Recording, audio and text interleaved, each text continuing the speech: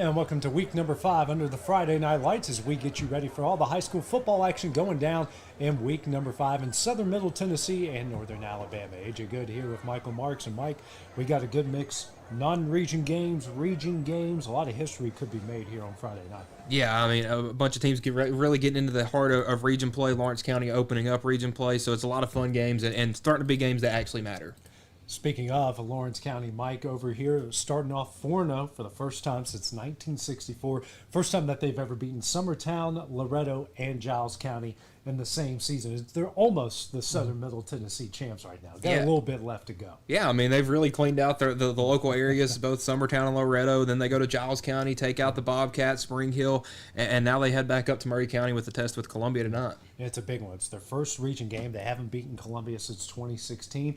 A good contrast of both teams with a lot of skill, both teams with a lot of talent. It's going to be a pretty even, pretty close matchup here tonight. Yeah, it really should be a good one between these two rivals. Yeah, and when you look at both of them talented quarterbacks, good surrounding cast around them. Lawrence County, Mike, has done it different ways. They've gone through the air against Giles County. They've gone on the ground against Loretto. They went through the air against Summertown. Last week, over 300 yards rushing against Spring Hill. They've gotten it done in many different ways. Yeah, a very balanced attack, and it makes it hard to defend when you don't really know what to kind of try to take out. If you want to eliminate the pass game, well, then they can run it all over. If you want to take out the run game, then they'll throw it over your head. I mean, it's made this team really, really tough, and it's why they're 4-0 to start this season. Let's hear what the Wildcats had to say as we caught up with them earlier this week.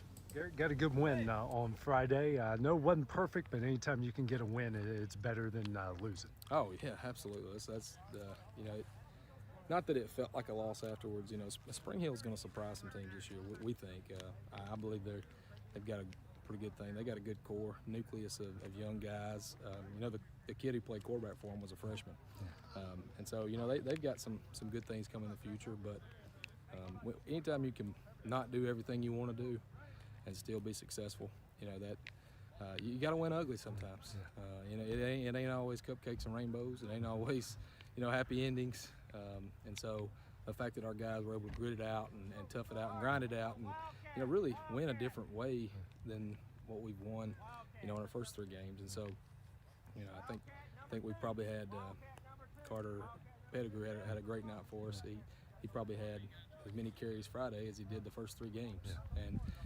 And so it just kind of depends on what they give us, and they were giving us everything inside. And so Carter had a big night. Our offensive line, we rode those hogs all night. That's a fun night when you can dominate the line of scrimmage. We had some lapses there late. It probably felt like we already had it in the bag, and just gave up a couple of easy scores that I wish we'd get back. But hanging on and winning, that's the important part. And so super proud of those. Super proud of that. We already had the defense out.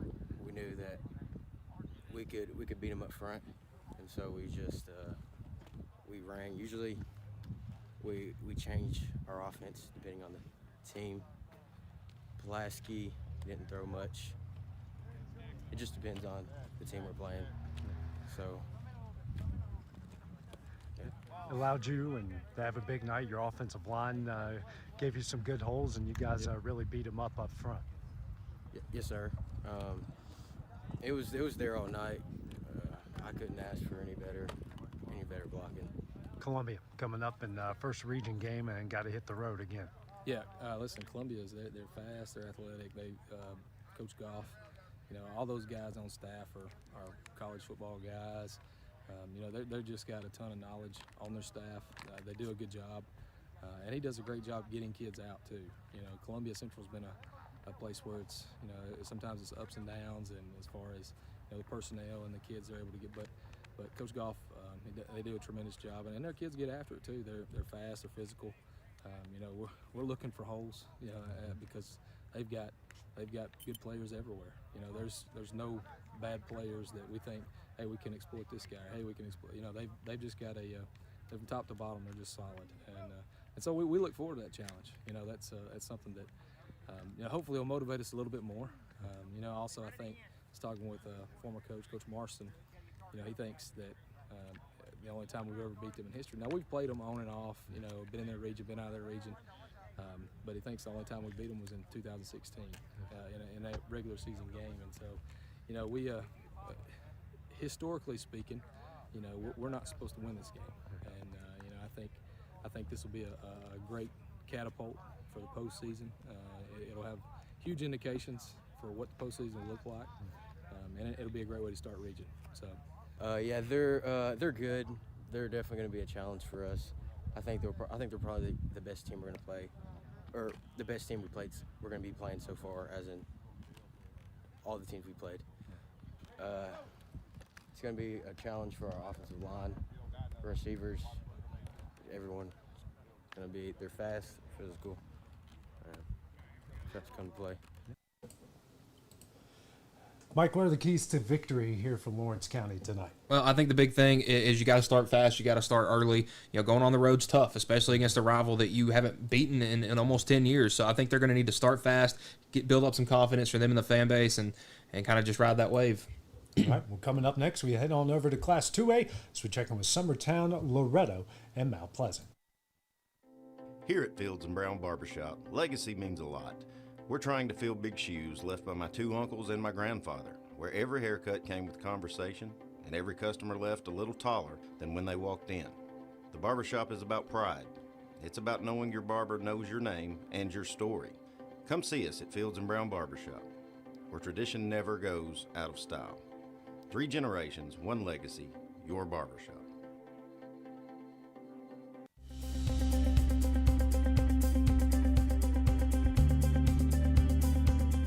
Arctic Air keeps your home or business comfortable. For more than 20 years, we provided outstanding residential and commercial services through southern Middle Tennessee. Whether you need assistance with your heat, air conditioning, preventive maintenance, or anything in between, trust our reliable team to get the job done. We'll take the time to figure out your specific needs and recommend what we believe is right and best for your situation. We've been using Arctic Air for over 15 years now. Their service is great, they're here when we need them, and their prices are competitive. They take the worry out of the heat and air so I don't have to. Arctic Air. When you need us, we'll be there.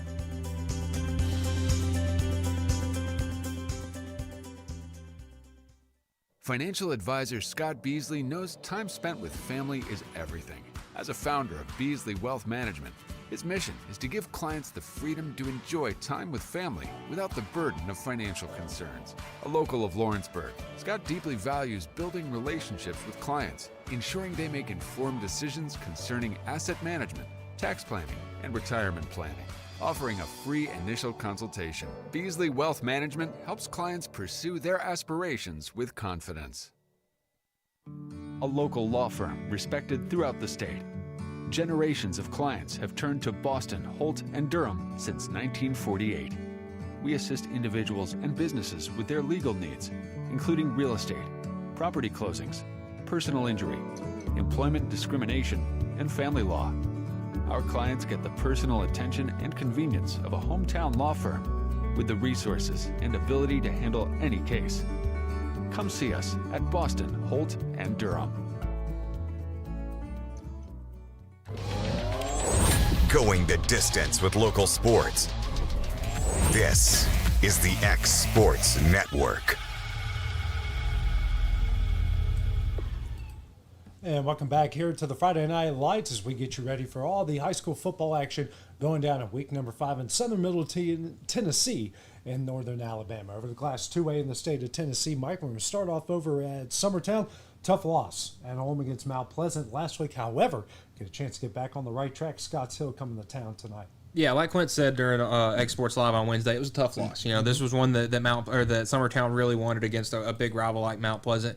But they're a good team, and sometimes good teams, you know, get big wins. But you know, Summertown, it allows them to be back at home again. Once again, you know, they've had a lot of home games in a row here. But against the team that isn't having as great of a season, doesn't have as much experience and veteran leadership, so you know it's a good chance to get back on the right track heading into the heart of region play. Yeah, best case scenario here for Summertown is you get up big, let some of your younger guys play, get some of your older guys and some of your depth some rest that much needed. Scotts Hill a little bit down. You saw them last week, and this can be a really good chance for Summertown not only just to get back in the win column, but good chance to win a game and get healthy at the same time. Yeah, and that's huge because we talked about it. Summertown's in a similar spot that Loretto is, where they don't have a lot of depth. Right. So if one guy goes down, that could be a senior getting replaced by a freshman, right. and getting an opportunity with a team like Scotts Hill to get some of those freshmen some reps late in the game. Get your seniors out, let them rest, let them heal back up, because you got a big one the following week. Yep. We caught up with the Eagles earlier this week. Here's what they have to say as they go into Friday night. All right, Coach, I know Friday wasn't exactly the results you guys wanted, but plenty of positives to take away from that game on Friday. Oh, we did some good things. I mean, no doubt. Just like every week, we've done some good things and we've made some mistakes. And, your room for error is a lot less in some games, and it certainly was Friday night. Some positives and some negatives. Take the good with the bad. Come out here and let's go back to work, see if we can't get better. I think we worked hard. I think we saw a lot of us fight. I think that's a big thing. I just think we fought. I don't think we gave up, especially when things weren't going our way. Fought back. Obviously, when you play a team of that caliber and to be with them at the end, that's got to be pretty encouraging.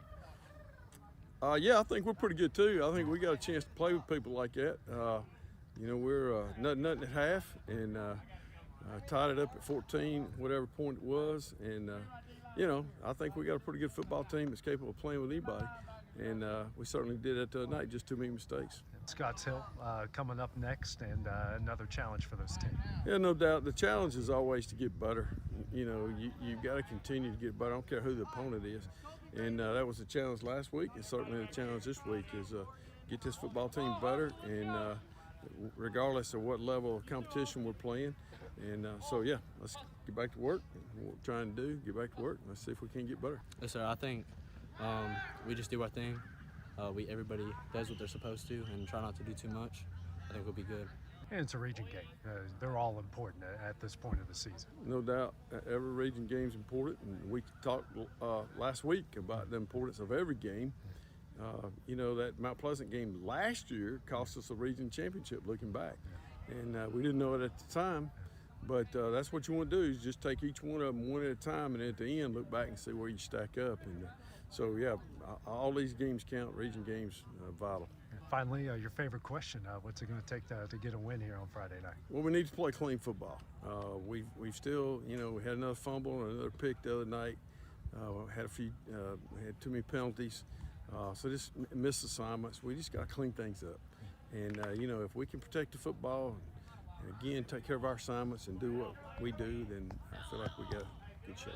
Just working together and just fight until the end.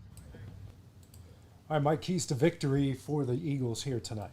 I think tonight gives them a good opportunity to maybe try to find a new wrinkle in their offense or their defense, maybe try to find a new player that could be a big key on both sides of the ball, and I think that will lead to a win and maybe some more success down the road.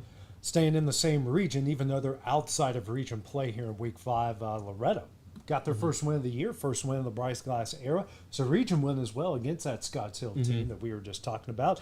Going on the road to Collinwood, who's they've beaten Scotts Hill. Yep. It's like everyone that's beaten Scotts Hill is facing each other in a very close 1-point loss to Franklin Christian last week. So both of these teams actually starting to play pretty good going into this game tonight. Yeah, and that was a big win for Loretto last week, obviously. They thought they had a good opportunity week 1 against Cornersville. Cornersville turned out to end up being a pretty good team, and you had that tough loss. And, then you had 2 back-to-back tough losses against Lawrence County and Lewis County, but then you got to go to Scotts Hill. You got to really establish your run game, establish your pass game, and get everybody some confidence, get some young kids playing. And now that leads into Collinwood, another team that's beat Scotts Hill, but their offense is starting to look a little better too. Tough loss to Franklin Christian, but that's a good team. So I think it opens up for a very good game tonight in Collinwood. Yeah, and the running game got going for the Mustangs. Riley, Brown, a pair of rushing touchdowns, and and the game's starting to slow down and make sense for your quarterback as well. Yeah, you could sell the first couple of games. Obviously, just a sophomore. Didn't get it his freshman year last year on JV because of an arm injury. So now that he's actually been able to go out there, play some snaps, see some different looks, I think he's starting to get his confidence about him. You could just tell. Watching him last week against Scotts Hill, that team needed that. They got that confidence back in them, and I feel like they feel like like they can pass the ball comfortably. They can run the ball comfortably. And it's all about their defense getting stops, which it worked last week at Scotts Hill. Maybe it'll work again against Collinwood. But, that's going to be a big team in Collinwood. And they're going to be physical, and they're going to be strong. All right, well, let's hear what the Mustangs had to say going into week number 5. All right, Bryce, good win there the other night, and finally got the first one there in 2025. Absolutely, felt good. I'm proud of the guys. Happy for them that they got one. What was the big difference for you guys there the other night? Consistency. We didn't turn the ball over. We didn't have a lot of penalties, so consistency on offense and defense. I mean, we tackled really well. Didn't have a bunch of missed tackles like we had been having, so I was pleased. Just working all together, actually putting in like the effort, and that's it. How important was consistency for this team the other night? Really important. Just really made the team like really in spirit and made us all play harder. And it had to feel good too. You get that you get that first win, and on top of it, it's a region win as well. So you got a lot of how important was it to finally get that first win? It was really important. We needed it, especially to make it to the playoffs, and we're gonna need this big win coming up on Collinwood too. Yeah, I love the running game. Watching Colby and Riley just do what they did the other night. Man. And we talked about it in the film. Their runs were impressive, but what's more impressive to me is their blocking. When we put our freshman and sophomore back in there, and they were at Andrew and Colby were at H-back. I mean, they're going out there smoking guys for those young guys to still be able to run the ball. So they're two great players. Couldn't be more proud of them. And after the first couple weeks, it probably felt really good to see the defense do what your defense did. Absolutely. If we don't give up 184-yard pass right there on a miscommunication, we hold them to under 50 yards. I mean, that's crazy for any team. So, very proud of the defense. New challenge coming up and having to go back on the road at Collinwood. Yeah, very good team. Got some big backs again. The last few years they've always had some big backs. They got another one this year. Run 2 different guys at quarterback. Both of them are pretty good. So we're going to have our hands full. What's it going to take to get a win there on Friday? Keep being consistent on offense and defense. We got to keep running the football. That's one of our strengths this year, like with our backs with Colby and Andrew. But also we got to have enough pass game where people just don't load the box on us and start mashing us. So we got to get more consistent in all aspects. A lot of team effort. Offense needs to really put some yards on the board. Defense needs to lock up. Can't let yards fly. All right, Mike, keys to victory for the Mustangs tonight on the road, taking on Collinwood. I think it's going to be interesting to see how well they run the ball. Obviously, like I just said, Collinwood's going to be a big physical team up front, but Loretto has also been a quite physical team, and they ran the ball really well. They had Riley, Brown, and Chapman even getting some very valuable snaps. If they can keep them all going tonight, I think that'll open up holes in the pass.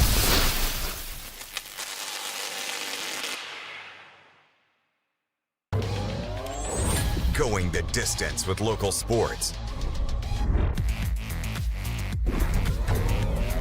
This is the X Sports Network.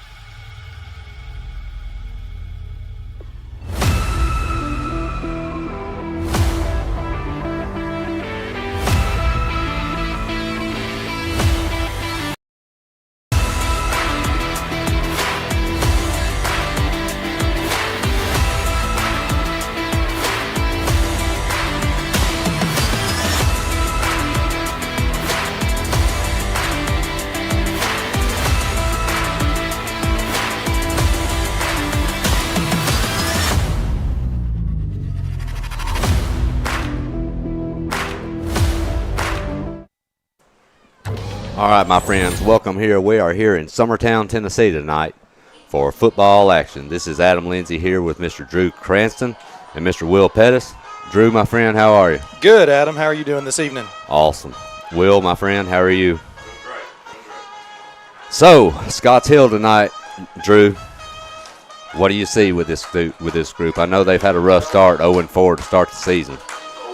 They are. I have to imagine that's not the record they had anticipated when they kicked off in that first game. But, Adam, if you look at their roster, they are a young group. So a lot of room for them to grow. I'm sure they will. But, I just have to imagine that they're looking to right the ship this evening against the Summertown Eagles. Well, I was looking, 12 points on the year so far, basically averaging 3 points a game. And, Summertown has played some teams really tough, so, this should be a tough one for them. But it's not their future road in the distance for them. They've got Mount Pleasant and Lewis County after tonight, so things are not going to get easier on this Scotts Hill team. But Summertown here, after a really exciting game last Friday night with Mount Pleasant, they end up losing that one in a tight one by 7. But, Drew, there's a lot of good things I did notice last week. There really are. One thing you have to say about the Summertown team is they are a gritty bunch. They definitely punch above their weight. We're not the biggest team. We also don't have a ton of upperclassmen, but you wouldn't know it if you watched any of the games we've had these previous 4 weeks. And like you said, when you get to that point differential, we've given up 67, we've allowed 91, and a couple of those were special teams. So I think that's something that we've got to focus on this week. We've really got to button up special teams both on punt coverage and preventing big plays, and then also giving our kicker a chance to put the ball in the uprights. So Scotts Hill, they do win the toss, but they do defer. So they will be kicking off here to start this game to Summertown. So Summertown will get this football. And here's your kick. It's a short pooch. It will be fielded. Coming up the middle and wrestled down right at midfield is Peyton Powell, sophomore. So good field position, Drew, to start us off. Absolutely on the plus side of the field. Always good to get a positive return. Let's see if we can't get something going here right out of the gates in this first drive. I will say one thing, too. It's not very often you see that Summertown might actually have more players on their team than the other team. And they might actually, I don't know, it's close, Will, but outsize maybe. We might, and we even might have more upperclassmen. In correction, I guess I was looking at the referee's wrong foot, so we're actually on the 50. Yeah, right at it. So we do have a clock stoppage very quickly. The official, well, actually, the clock never even started, Drew. It's still on 12. So for whatever reason, the clock did not start on that return on the opening kickoff. Just for those at home watching, I just want to point out, so the clock is kept by an official on the sideline. Yep. The gentleman up in the press box, his job is to keep the scoreboard. Now, he can reset the clock if the referee, like in this case, I would imagine they'll tell us to reset it. But it is actually run by an official to hopefully, mitigate that fear of some home cooking. But even when that happens, sometimes technology just doesn't want to work right. Yeah. Well, and me and Clint mentioned it last week. There's been some ongoing kinks. Newfield, there's been clock issues to some extent, some worse than others, about every game this year, whether it be the play clock or even the main one. But looks like they're about to get that worked out, I hope, but it's still showing 12. May have us a little old school football going on. Bring back the analog clock. The referee just keep it in his pocket. Hey, that would work. But we're still waiting. While we got a minute, for those that are wondering, why in the world are we listening to this trio tonight with Will? Mr. Brazier, he has decided to leave us for this weekend. Clint, I think he's visiting some family out of state, and he's hitting a big golf course, a major golf course tomorrow, from what I've heard, Drew. So that was the rumor running around town that I heard as well. I believe he said something about if he doesn't shoot below 80, he wasn't coming back. So hopefully we get a nice score in the 70s. Well, if I made that statement, my wife might as well just go ahead and marry another, because I would never return if you're waiting on me to shoot under 80. Just depends on when you stop counting the score. I would have stopped counting about after maybe a whole 12. 13 or 14, that's pretty fair. Tell me something, Will, and this may sound absurd, but where is Scotts Hill? Do we know this? I know you go through it on your way to Jackson. On your way to Jackson, okay. So, Adam, I'm not ashamed to admit I had no idea, so I actually looked it up. It is a little bit west of here, going towards that Henderson area. So, Henderson before you get on into Jackson. But, yeah, I had no idea. I had to look it up myself. Take that trip next year. I may be retiring after this one. Adam may be playing golf that week. I'll figure out something to do. I'll meet you at Dixie Oaks. We ain't got to go all the way to the Carolinas. We'll make plans. So Summertown, we finally got it. Clock set to 11:54. Summertown's going to take their first snap of the game. That will be handed off up the gut, but faked, and that pitch will go astray. We do have a fumble. So Summertown's going to lose, what, maybe 4 on that one, Drew? Yeah, I guess it depends on if they did, in fact, call it a fumble, which it looks like they did. I noticed the head referee threw his beanbag. Good eyes. I was watching. So I knew he threw something, but I'm not sure. But I thought it could have been a flag initially. There you go. Good penetration by number 55, Marco Pedraza, the defensive end. So that next handoff is going to go up the middle, and it's going really virtually nowhere. Another loss for Summertown. That'll be Klinghardt up the middle, but looks like he might have even lost a yard. So Summertown's going in the wrong direction here in the first 2 plays. They're facing a 3rd and 15 from their own 45. Tell you what, Adam, if these guys are going to play like this all day, don't tell them that they're 0-4. Well, and the thing about it is, and you know this, Drew, I've coached teams like this. You struggle. You have things. Hey, you don't have a ton to play for, and you just go out and play. And I'm sure this team has some talent. That will be pitched out. They're going to get the corner. Down the sidelines, that will be number 3, Michaela Powell, a junior. And he's going to get near that first down marker. It's going to be close. Looks like the referee has spotted him about 4 yards short of the line to gain. Good tackle by free safety number 8, Mason Hanna, to cut Michaela Powell off, because you're right, Adam. You let him get out in space. Yeah. He's a hard one to catch if you don't get in front of him. Well, and like I was saying, Scotts Hill, they're 0-4. They've had a rough season, but at a point you can just relax and just play football. Absolutely, especially for these young guys. They got, they're developing every single game. So Summertown's headed. They're going to go for it here, and we have some laundry. Somebody jumped. I'm going to assume we're going to see who it was. It will be against Summertown. Oh, excuse me. Evidently, they got a timeout before that play went sideways quickly. So we'll be back here in just a moment. Summertown facing a 4th and 4 early on in the game.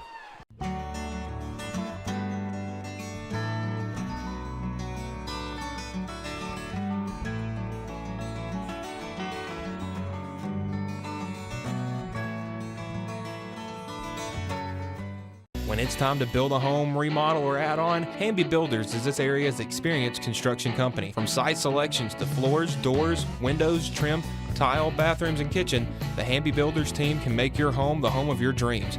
Hamby Builders is licensed and insured with over 20 years of experience in homes in Giles, Lawrence, Wayne, and Murray counties. Trust your home construction or light commercial project to the team with experience and integrity. Hamby Builders. Call 931-629-5264 or 931-629-9472 today. At Murray Regional. All right, back at it. Summertown facing a 4th down and 4 from roughly their own 45-yard line. Staying true to form. We've seen Summertown go for it quite a bit on 4th down this year. There's a snap. That's going to be pitched out. He will get the corner, and he may go. He needed a block but couldn't quite get it. That's a great play there by number 5 for Scotts Hill. Absolutely. That would be Mason Manning. But look down here. Excellent job. We got the wide receiver, Jake Pettis, getting in on some of the action on the block. Able to give just that extra little bit of cushion and then foot race. Oh, wow. Well, you're right, Adam. What an excellent play. Getting blocked to the ground and still had enough awareness to reach up and make that solo tackle. And that was Colton Pugh, I believe, on that run. That was a great job getting to the corner. So Summertown 1st and 10 here from their own 19. Handed off right up the gut and pounding ahead is number 32, Klinghardt. I know, too, Drew, riddled by a few injuries now. I know Reed, I believe, is, if I'm not mistaken, I was told is out for the season. I believe Austin Reed is out for the season. Had a major injury. I believe that last week against Mount Pleasant, I believe, right, Will? So that young man, he was a big part of this defense. And they're going to miss him. Back to pass. Into the corner. Just a half inch out of the grasp of Pettis. I think Dillard's going to want that one back. You're right. Just barely overthrown. Well, and Pettis is another one. Will was talking. He comes in tonight with a broken finger. Did he get that in practice, Will? Yeah. So Will warned us if you think Jake is shooting your bird, he's not. It's just a broken finger. So, oh, there it is. Yeah, there excellent. it is. So yeah, don't think anything of it. If you see Jake tonight, he's not being rude. Excellent camera work. So 3rd and 4 here.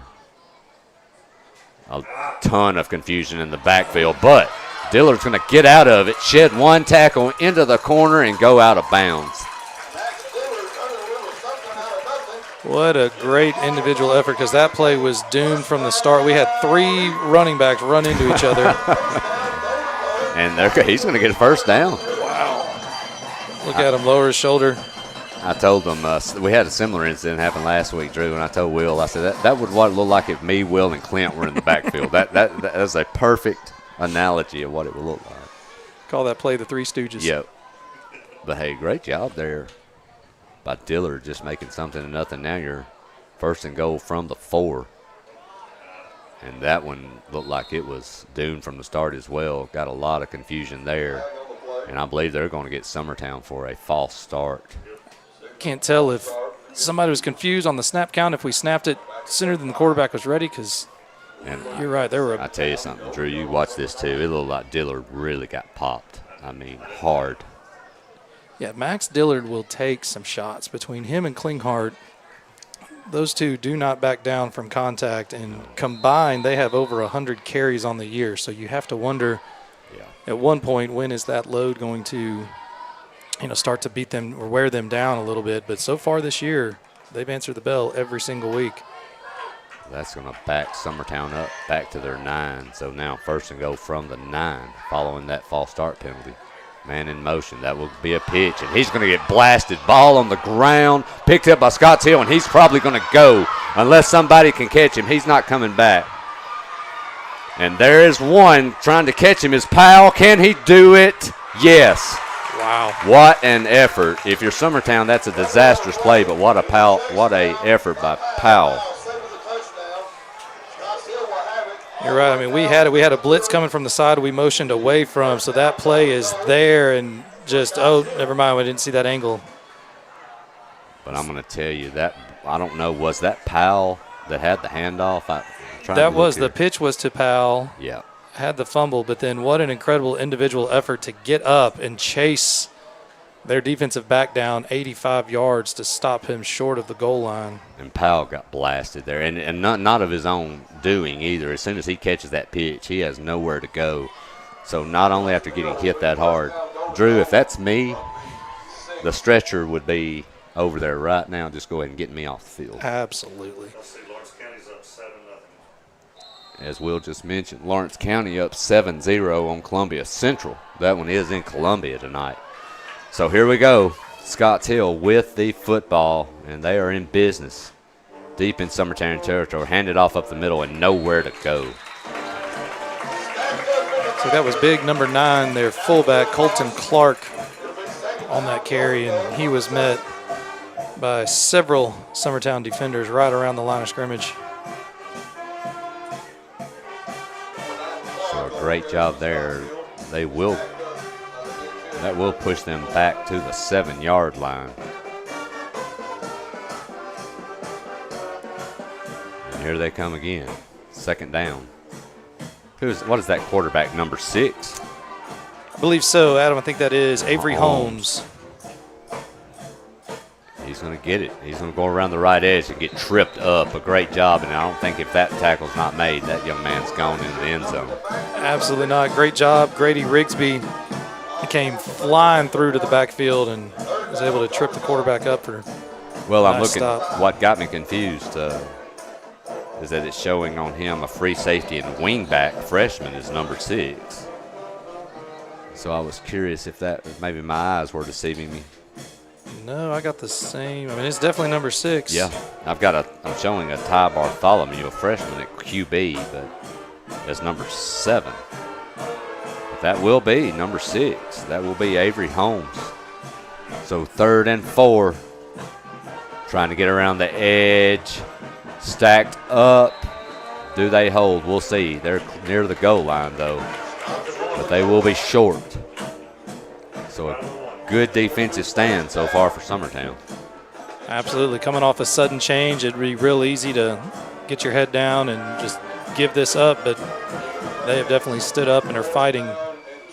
With the excellent camera angles we have here, thanks to Will, we're going to get to come in tight and watch, see if they can't pick up this final yard to get in the goal line. I really feel like I'm watching Monday Night Football with Will up here. I mean, he is like light years ahead. I feel like I want to start talking like John Madden every once in a while. I told him last week, when do we get the yellow line? Like, that's all we're missing is the yellow line to gain.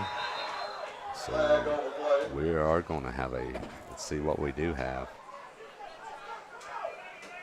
We have a false start. That is huge. You're facing a fourth and basically it looked like it's on the 1 yard line. You might as well call it and you back them up 5 yards. That's huge. That's a tough break for Scott Hill. I didn't see much there. I mean, so these guys, they get set, but the whistle's already blown.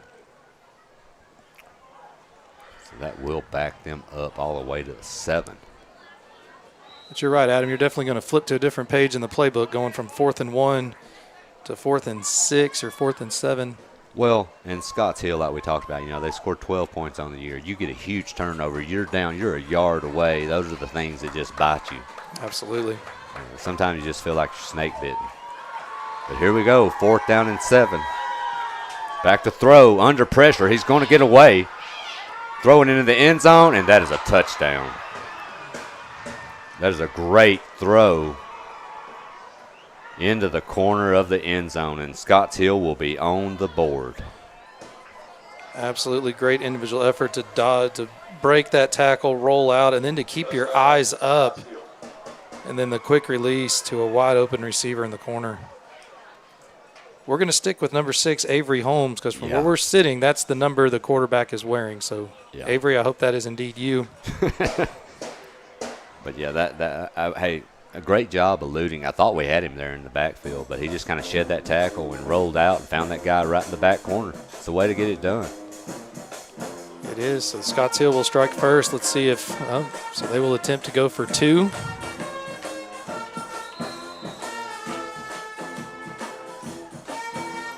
There's the snap. They will go for 2. Quarterback will keep, and he's not going to get there. Ball on the ground, but that will be a dead ball. And Scotts Hill will get turned away on their 2-point conversion. But if you're a Scotts Hill fan, on a good note, they have scored 50% of the entire offensive production on the year in their first drive tonight. So Scotts Hill leading 6-0. We'll be back here in a moment. You're listening to Summertown Football on the X Sports Network.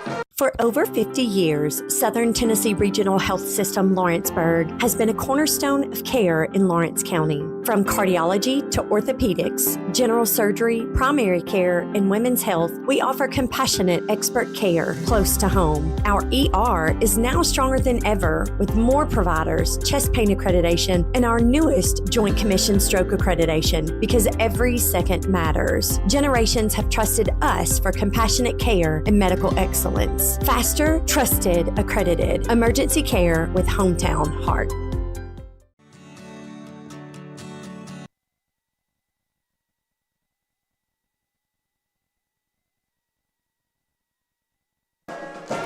All right, back here in Summertown, as we just mentioned before the break, Scotts Hill jumps out on top. A huge turnover for Summertown and a great hit in the backfield forces the fumble that was nearly returned for a touchdown.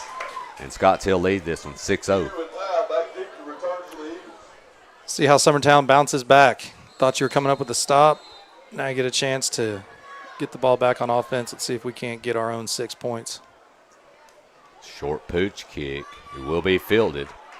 Coming up the gut. Basically, it looks just basically like a replay of the initial kickoff. Summertown's going to get it right at midfield. That will be Wilson. Noticed a lot of that style kickoffs in high school and middle school football this year. We're not really kicking it deep. We're not really angling it. Just that about 20, 25 yard, I guess for lack of a better word, pooch kick. Yeah, there's a lot of I've thought about reasons for that. Of course, 9 times out of 10, your better, quicker, faster kids are deep. You know, for receiving teams. Maybe they're just trying to limit the amount of damage. I don't know, but I've wondered that. That's going to be a pitch out. Coming around the right edge, and he's got a ton of space. Great cutback, another great cutback, and wrestled down at the 21 is that Hoffman? That is indeed. That is Bradley Hoffman. Yep. Well, that's a good way to respond, Adam. Pick up 20, 30 yards on your first play from scrimmage coming out of a touchdown. Well, and last week, they had issues getting the corner against that fast Mount Pleasant defense. They've done it a couple of times tonight and really just ripped off a bunch. Just don't have anything to show for it quite yet. Right. So 1st and 10 from the 21 now. Another pitch out to try to get around the corner, breaking a tackle, but could not get loose from it is Michaela Powell. So they will lose, looks like at least 3 on that play. Adam, they're going to have to get that corrected because that was the same play that we had the turnover on and almost the exact same result there. The defensive player was just sitting there waiting for Michaela Powell to catch that ball. Yeah, they've done a great job. And I know one thing, watching a lot of film will help with that too, to kind of get an idea of what Summertown likes to do. So 2nd and 14, and going down immediately is Dillard. Man. And he looks a little frustrated. I'll tell you what, number 55, Marco Pedraza, again, I mean, he just goes almost untouched through that A-gap. He has his hands on the quarterback before he can even hand it to the up back, Adam. There's just been a ton of confusion in the backfield tonight already. And I know we're only, 4 minutes remaining in the first, but it seems like Summertown's a little discombobulated on offense. We need to make something happen positive here on 3rd down, at least get half of it back so you give yourself a chance at a field goal.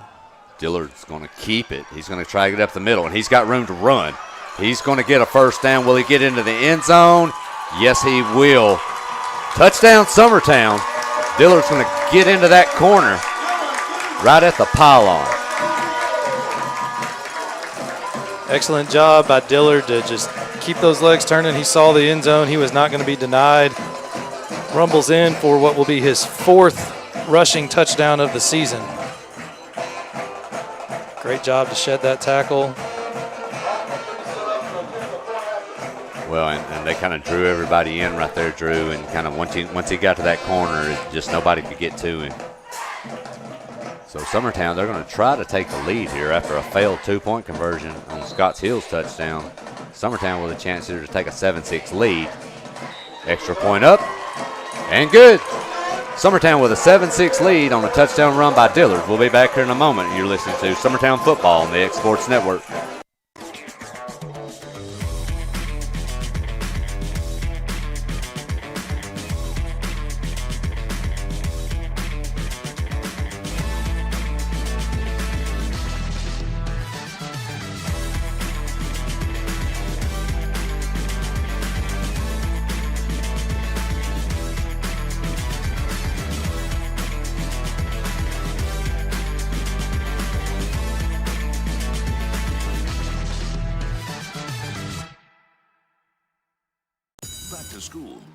Back to big savings at Heritage Automotive in Lawrenceburg, Tennessee. Score 0% financing on select models and up to $15,000 off MSRP on new 1500 trucks. Over 150 used vehicles, all priced to move and below market value. Need service? Our expert team is ready, and we've got loaner vehicles to keep you moving.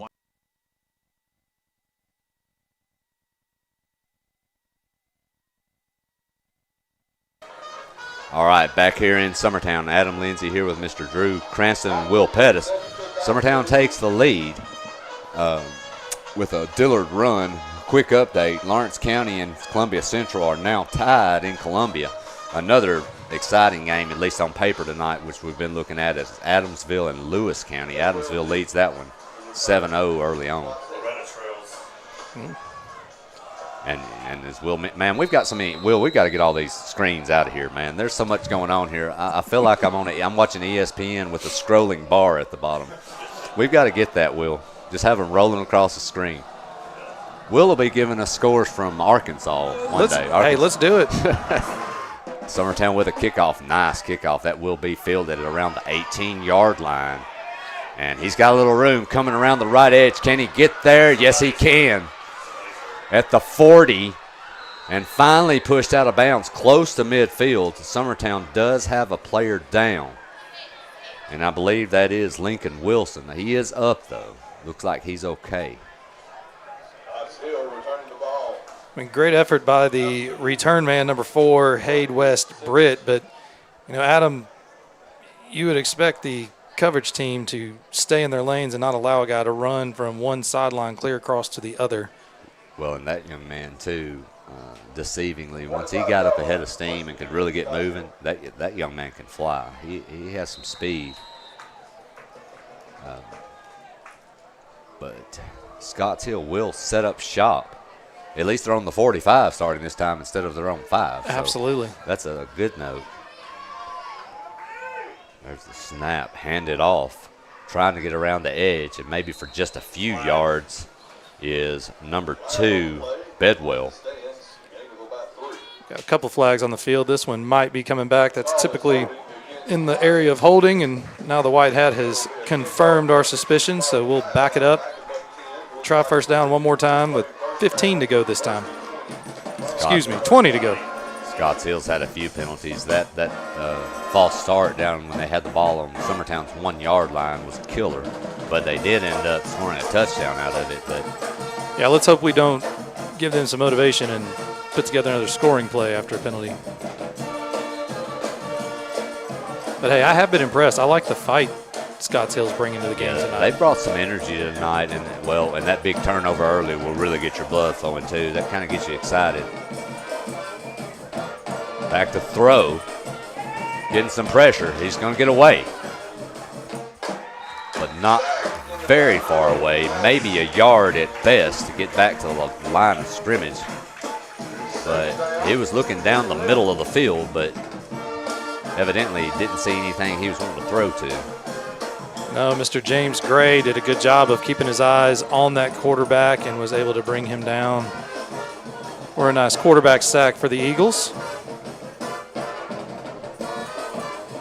Actually showing a loss on that play of maybe a yard, so that's going to push them back to second down and 21. I'd expect Summertown to stay aggressive now that they're behind the chains. Shotgun snap. That'd be handed off, and that's going nowhere. Probably at least another yard loss. Handed off there to number 2, Bedwell. Grady Rigsby was all over that play. He had him locked up deep into the backfield. Got a third down. This will go a long way for your defense. You stop them here, you're going to get the ball in good field position either way, whether they punt it away or they try to do something crazy and go for it. But don't want to back down now. Bad spot if you're anyone, third down and 21. You wonder here if maybe if you're Scotts Hill, if you don't just run a draw or something, and maybe from the shotgun snap, just trying to get you a little bit more room and get you out to midfield. But we are going to have a timeout. Scotts Hill is going to take that. So we'll be back here in a moment for our third down play. You're listening to Summertown Football on the X Sports Network. Good Works at Home, formerly known as the Summit at Home, is a licensed, non-skilled agency dedicated to helping you maintain your independence at home for as long as possible. Our compassionate and caring staff provide support in various areas, including dressing, bathing, personal hygiene, transportation, cleaning, and companionship.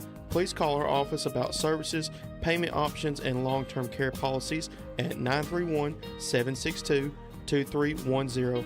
We look forward to assisting you with keeping your independence longer. Are you tired of missing out on family life just to be treated like another truck number? Since 1986, Southeast Carriers has been a family-operated business based in Lawrenceburg, Tennessee. Being family-owned ourselves, we understand the importance of family, which is why we value it above all else. With our large number of dedicated lanes and our friendly staff, we are able to evenly...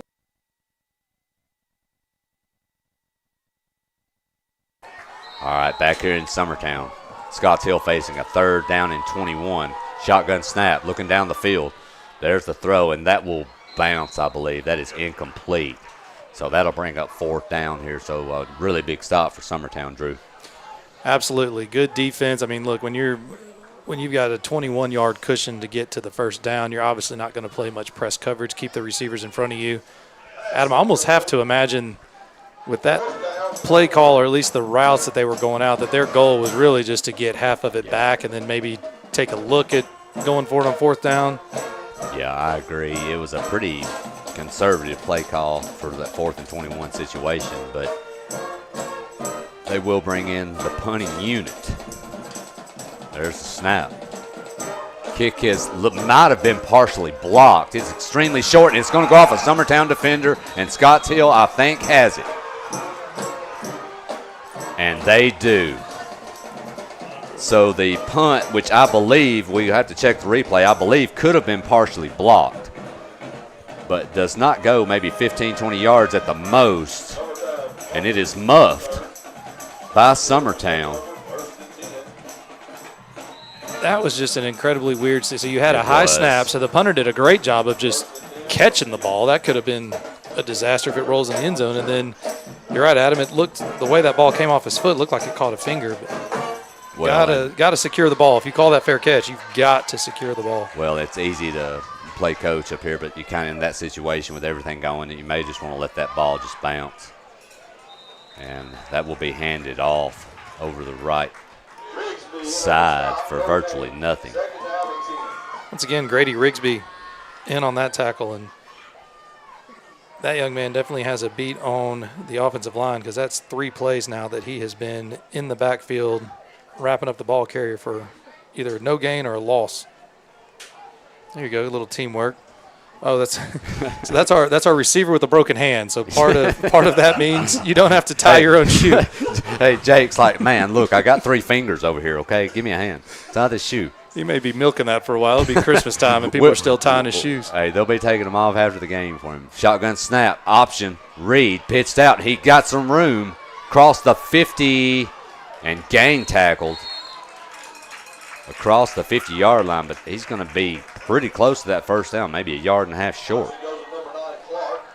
Yeah, that was that's just your good old-fashioned speed option there, Adam, and quarterback made the read once he felt the pressure, got it in his running back's hands, was able to pick up about 7 yards. Well, I'll tell you too, Drew, it's not very often where your fullback / defensive end is catching a pitch on an option. That guy, that young man right there is a pretty tough big guy to have to deal with on an option play. He is not a small man. No, he's not. They got a couple big players. So that will be the end of the first quarter. Summertown barely holding on here with a 1-point lead, 7-6. But Scotts Hill is at midfield. We'll be back here in a moment. You're listening to Summertown Football on the X Sports Network. The storm doesn't ask. It takes. It tests. It pushes everything to its limit. Some things are built different. Some things are built to last. Tested by the elements, proven by time, engineered for whatever comes next. Summertown Metals. Strength in every storm. Building dreams that last. Gifts and goodies galore await you at Miss Millie's in downtown Lawrenceburg. From brands you know and love, like E. Newton Jewelry and Tyler Diva Wash, to unique specialty gifts, you will find it all here. Whether you're looking for the perfect gift for someone you love or shopping for yourself, shopping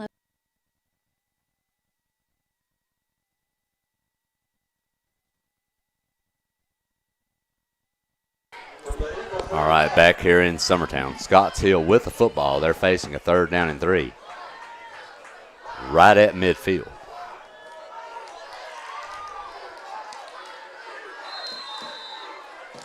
Shotgun snap.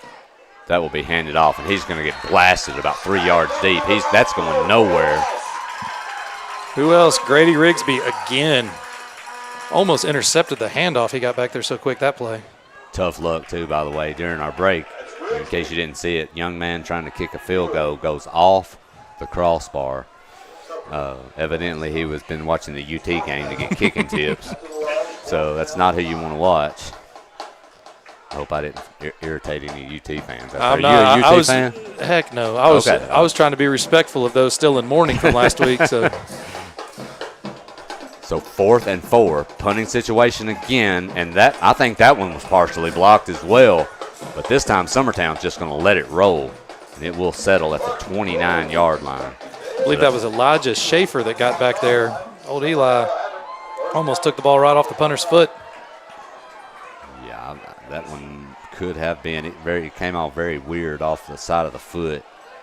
Well, you know, we were talking about UT and everything. I was really, look, you don't want just these wins, you know, but I was really excited watching them play last week. They did a lot of good things, Drew, how Tennessee played last week, but it like just I seems said, like not a Tennessee fan, but Adam, I can't deny that Tennessee is definitely on the right track, and they absolutely won the trade of the quarterbacks.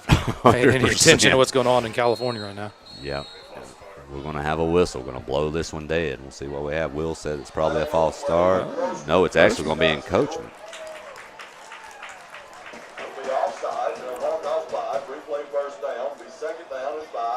Well, and if you're Summertown, Scotts Hill has done an excellent job getting into the backfield quickly, already causing one huge turnover. You might want to go to those longer counts here because they're just chomping at the bit to get through that line. Absolutely. They are, like I said earlier, they came here to play, make a statement, and they're absolutely doing it. At this point, you got nothing to lose. Just pin your ears back and go play football. So 1st and 5, that will be handed off up the middle, but virtually nothing. Maybe a half yard at best.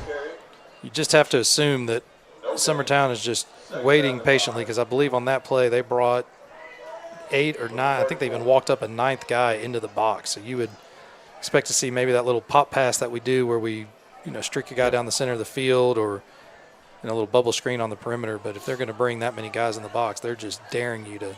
Well, and this team, like we mentioned, they've had a rough season so far. They're 0-4, but they look really good. If you look at them, they have a lot of athletic-looking kids out on the football field. Oh, absolutely.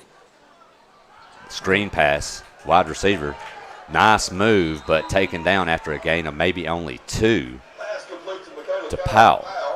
Make sure everybody gets up. That could have looked like the way he buckled backwards, but it looks like everybody is okay. I like the play call, though. Get it out to perimeter. I mean, you get the ball in Michaela Powell's hands. He's got speed. Yeah, I do love the play call. We threw early that corner pass to Pettis, which could have been a touchdown, was just a little overthrown. So I like to see the aggressiveness. Mm-hmm. Especially this area in the field. Once you get inside the 40, between the 40s, I mean, it opens up a lot of options in the playbook. Hand off up the gut and have some room. I believe that's Klinghardt, and he is wrestled down at the 49-yard line. Big run right there. Let's take a look. We've got a flag down near the offensive line of scrimmage, so let's find out if that play will indeed stand. They're having a discussion right now. I didn't see anything real time as the play was progressing through. I didn't even notice if it was the head official that threw the flag or not sure. Other gentleman. While they're having our discussion, quick update, Columbia Central has taken the lead over Lawrence County 14-7.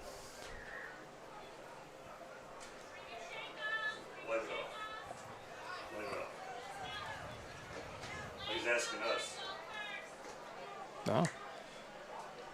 After a lengthy discussion, they're conferring with head coach Winfrey here on the sideline, so that typically would mean it's against Scotts Hill.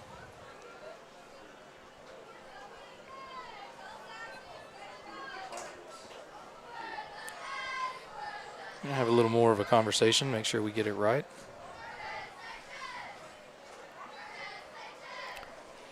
A lot of finger pointing. It looks like what a discussion me and my wife have when we decide who's going to be washing the dishes. There you go. Personal foul. Oh. Well, and I don't see it. And unless it happened long after the play. You're going to see it at the very back of the camera. You'll see the flag come in, but I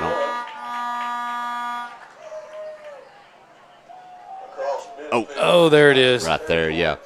A Summertown player, which I couldn't see a number, was basically just jerked down from behind Looks like that hand may have got up inside of the jersey and just basically just ripped him down, kind of like a horse. I guess you could call it a horse collar tackle, but yeah. It would have been Colton Pugh on the receiving end of that. So Summertown now will have it all the way down to the 38. Dillard, he's going to have a quarterback draw up the middle, still driving all the way down to the 30. So a big run right there for Dillard. You see a slight adjustment in formation, so we spread the field out a little bit, try to create a little more room between the tackles. And like you said, once you give Max Dillard 3 or 4 steps to pick up steam, yeah, it's not going to be a one guy bring me down type of scenario. It's going to require several defenders to get him on the ground. So Summertown now, that unsportsmanlike class personal foul was huge. They now have it all the way down to the Scotts Hill 30. Pitch out around the edge and plenty of room to run. Still going all the way down close to the 5-yard line. I believe that was Pugh. It was indeed Colton Pugh, and we finally were able to get to that outside, but look at the blocks you get right here. So Michaela Powell gets a shoulder, was able to get him around the initial corner. Then look, you love to see a wide receiver blocking 15 yards downfield, just driving his guy. And then he had enough wherewithal to release his hands once he started to turn out of the block and not get that deadly block in the back on a big gain. Now we just got to pay it off, Adam. Well, they're at the spot on the field to do it. They're all the way down to the 5-yard line. Handed off up the middle, and he's going to be close. Summertown thinks they have a touchdown. Do they? Yes, they do. Big Kanan Klinghart. I believe that will be the 3rd time he gets into the end zone this season for Summertown. I'd like to watch this replay of that. I know I didn't initially see a signal from the official. You'll see it when it's hands canvas. Good job by the line to seal the inside. And, yeah, it looks like he goes right over top. Yep. So he lands in the end zone. So a great good job by Kanan. Great job there. Extra point is up and good, and that's going to slam on top of the concession stand. So Summertown now with a 14-6 lead. Kicking off here shortly. We'll be back here in a moment. You're listening to Summertown Football on the X Sports Network.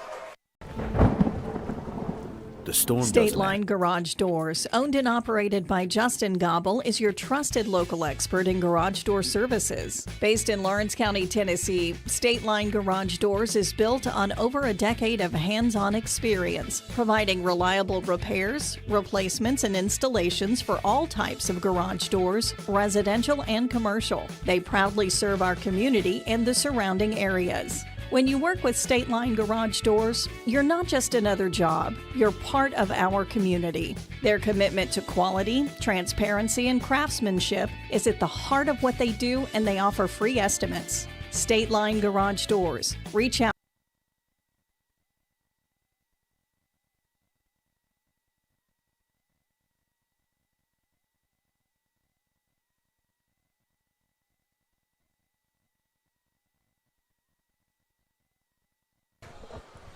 All right, Summertown now taking a 14-6 lead after a 5-yard burst up the gut by Klinghart for a touchdown. And your kick, it's a short poocher. It will bounce. Scotts Hill's got it. But he's going to be swamped under around the 36-yard line, so nice coverage there by Summertown. Yeah, much better job on the kickoff team this go around. Looks like tackle was made by number 18, Kobe Hodge, getting downfield, staying in his lane, was able to wrap the ball carrier up almost immediately. Quick update. I just saw a few minutes ago Lewis County has tied their game with Adamsville, 7-all. Actually, now it looks like Adamsville must have scored. Okay, they when just we went were ahead. Yeah, looking at the other screen. So now it is 14-7. Yep, there we go. Looks like they're kicking off right now. That will be handed off up the middle, maybe a yard at best, but really not much at all. So Summertown's defense is clamping down. Yeah, Adamsville, while we were discussing it, I saw 7-7. They must have scored immediately, very quickly. And, they have a big football tradition in that area, too. That whole area had a lot of really good teams over the years. Absolutely. We got a nice look at Lyndon Martin Memorial Stadium as Adamsville gets ready to kick the ball off. They, too, are going for the onside kick. There's a snap and a nice fake there. Quarterback will keep. He'll get out to about the 39-yard line. But that will bring up third and around 6, maybe 7 yards. You're right. Good job. I mean, he made the right read, but Summertown's able to clamp down and only give up a short gain. And Summertown really hasn't given up a ton. They gave up, of course, the fumble hurt with a huge return, and they did give up a significant large return on a kickoff. Mm-hmm. But other than that, offensively, they haven't really allowed much from Scotts Hill. Yeah, you're absolutely right. And even on the season, they haven't. No. It's been a couple big plays. We gave up a couple special teams plays. But, all in all, our defense has done a pretty good job thus far. Well, and with their roster size, their offense and how effective it is, it complements their defense a ton. When you can give that defense time to rest and that offense can eat up clock, they help each other out when they're working the right way. Absolutely. So Scotts Hill, they're going to get another false start. That's going to back them up to 3rd down and 12. They've had a bevy of penalties here in this first half that have hurt them. All on 3rd down and then that 1 4th down play. Pass across the middle. Oh, he had a guy, but that is going to be behind number 9, Clark. I thought it almost looked like there were 2 guys that had a chance to catch that. It goes right past Clark, but then number 5 was right behind him. Yeah. That landed at his feet. I almost wonder if the ball wasn't intended for number 5. You're going to have to assume that we'll be in another punting situation. Something to note, too, Summertown, in my personal opinion, from what I've seen, I think they've partially blocked 2 punts. Maybe we can get this one. Let's just go all out block, not even set up a return so we don't get that. And that one he is does. blocked. That one is blocked and scooped up. And they're headed for the end zone. Will they get in? We'll see. There they go. He's in. Adam, exactly as you predicted. Well, Eli Schaefer blocked that with his belly. I mean, he got all the way back there. Great job to, you're taught to aim in front of the kicker, not where he's kicking it, but where the ball will come off to avoid contact. And golly. It's difficult too to judge when you're trying to do that. The Buffalo-Miami game last night, there was a huge roughing the kicker penalty and of course these are the best players in the world. Right. But yeah, we're trying to figure out who scored that touchdown. There's the block. So Cleanheart goes down. He almost shields.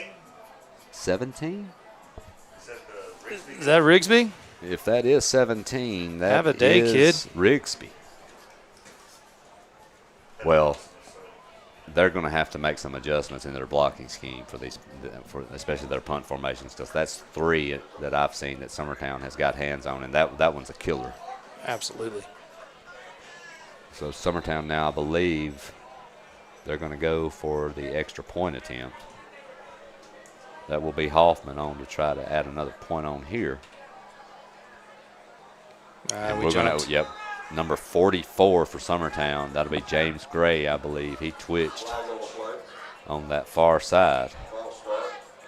So that will back Summertown up 5. Hey, give Hoffman some more work. There Make you it a little go. more No worries. difficult. The kid can kick it. It's just about the distance he had first home game of the season when he kicked the game-winning field goal with about a minute left on the clock. It was right in his wheelhouse. I have noticed tonight. Okay, we are using the play clock, so it is being used tonight. There have been some issues with it. Snap. Kick up by Hoffman. Good. And he almost puts that one over the concession stand. Hoffman says, I've got more room, so now I can kick it harder. So kick. That one might have went into the parking lot.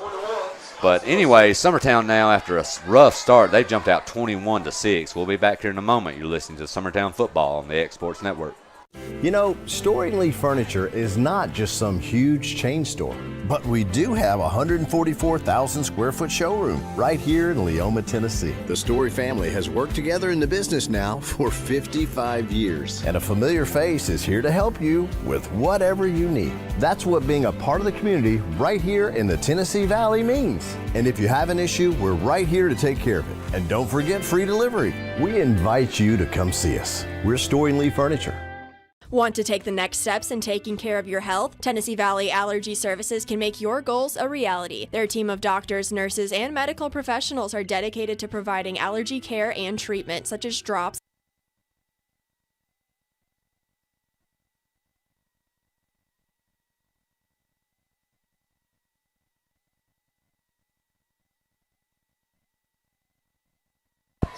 All right, back here in Summertown. Summertown with a rough start to this one after a big turnover, but they have basically scored 21 straight to kind of take a commanding lead. Yeah, now it's just continue to execute, get good things on film, build momentum to carry into the second half of the season. There's that short poocher again. It'll be fielded. Trying to get around the edge, but he is wrestled down. Is number 4. That would be Peyton Powell on that tackle. And Hayde West Britt was the Scotts Hill return man on that pooch kick.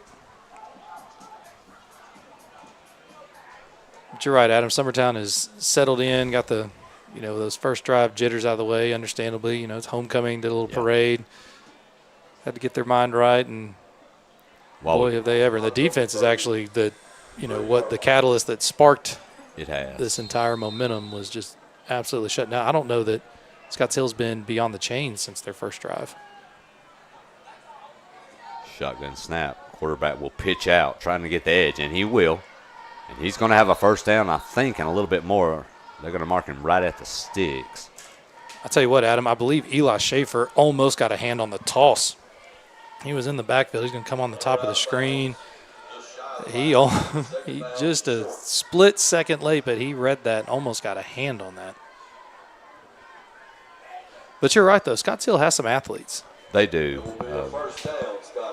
The penalties have been overlooked a lot for them, but that's really hurt them. When they have got some things going, it's those penalties bottom. They just had to stay behind the sticks ever since that big turnover. You're right, and I think all of them have come on either third or fourth down. I'm going to tell you, I'm really impressed with this number 4 for them, that young man. He's returning all their kicks. I believe that's Britt. He is a very small kid, but, man, that kid can fly. He's got great moves. He's got a good-looking football body, too. I've been really impressed with him. Scotts Hill's going to take a timeout, so we'll take that with him. We'll be back here in a moment. You're listening to the X Sports Network.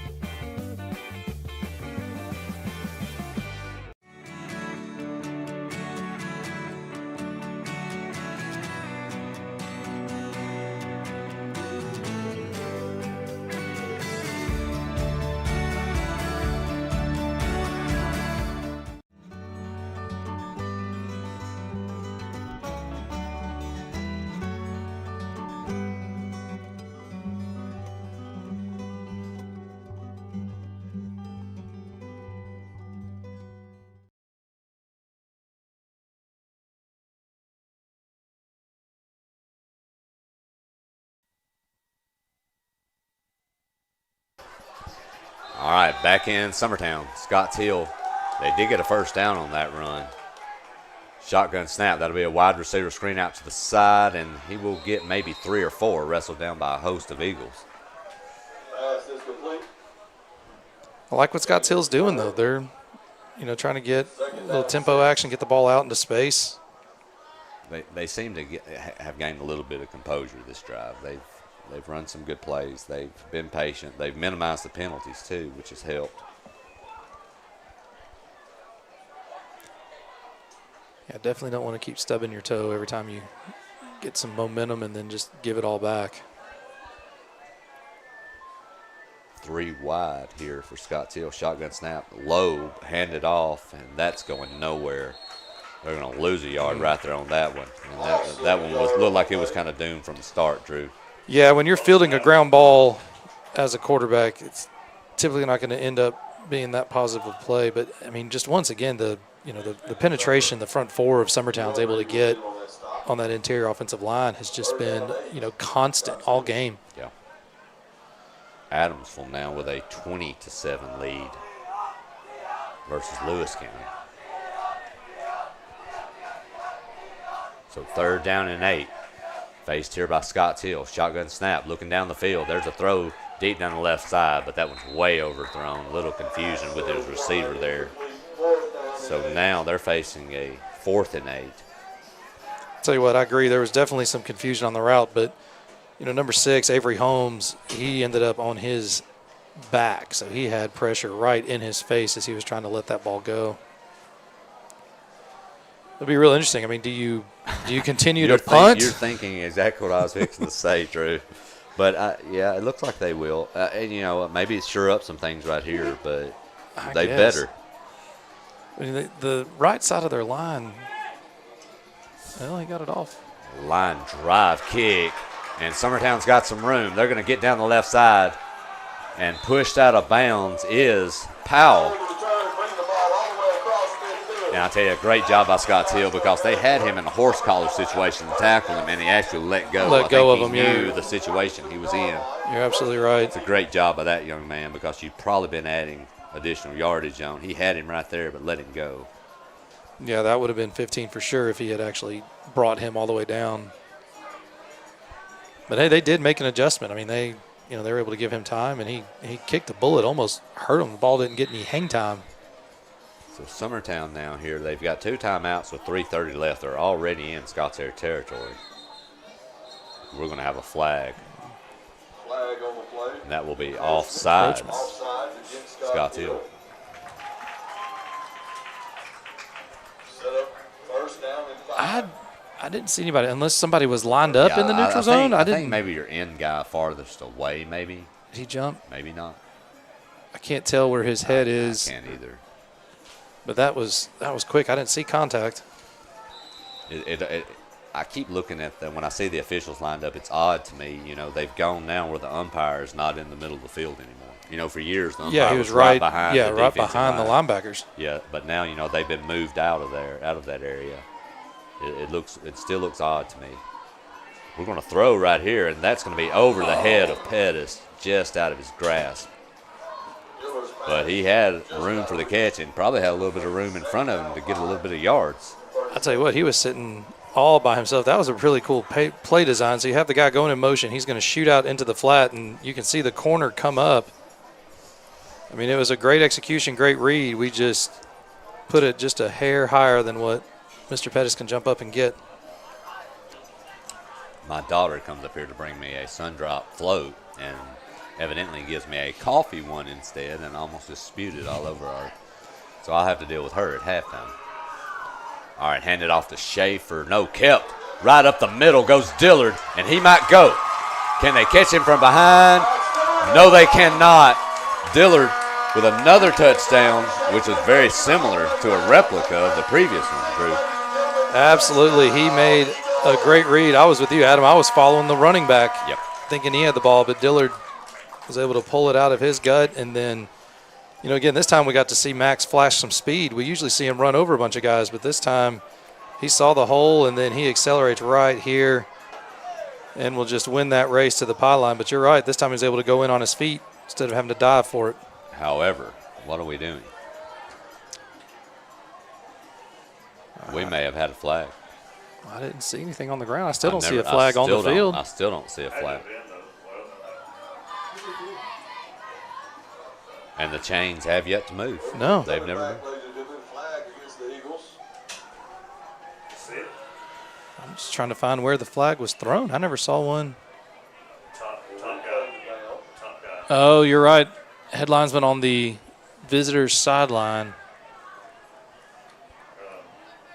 Let's see what. I haven't seen a signal yet. I haven't seen. That'll be a false procedure start. call? Yeah, procedure. So did one of our receivers and trips, did we have too many on the line of scrimmage or not enough on the line of scrimmage? That can be the only thing I could think of why he would throw that flag right there. That hurts. That definitely hurts. So Summertown now backed up to their 46. Snap to Dillard. He's going to throw. Looking. Completion to Schaefer. He's got room to run. He's going to get right up the middle, and he's drugged down at the 20. So a good throw and catch there. There you go. Max just traded some rushing yards for some passing yards. Want to start working on the other column on the offensive stat sheet. And, that's a play we haven't seen a lot of, kind of just that short, basic stop pattern over the edge. And if you can get Schaefer in space, he can do some things. Oh, absolutely. You're right. That was almost set up, kind of like a tunnel screen where receiver catches the ball moving towards the middle of the field. Timeout. So we will have a timeout. We'll take it with them. We'll be back here in a moment. You're listening to Summertown Football on the X Sports Network. A&M Medical is Lawrence County's newest medical clinic, specializing in urgent and primary care. Practitioners Andrea Bain and Meredith Hutton bring years of experience and compassion to keep you and your family healthy. A&M Medical features a separate well waiting room to meet your needs. Visit today and ask about A&M's weight loss program and telemedicine services. That's A&M Medical, located at 2367 Highway 43 South in Leoma, Tennessee. At C&B Linen, fast, friendly, and reliable service is our promise to you. Because you're not just a customer, you're family.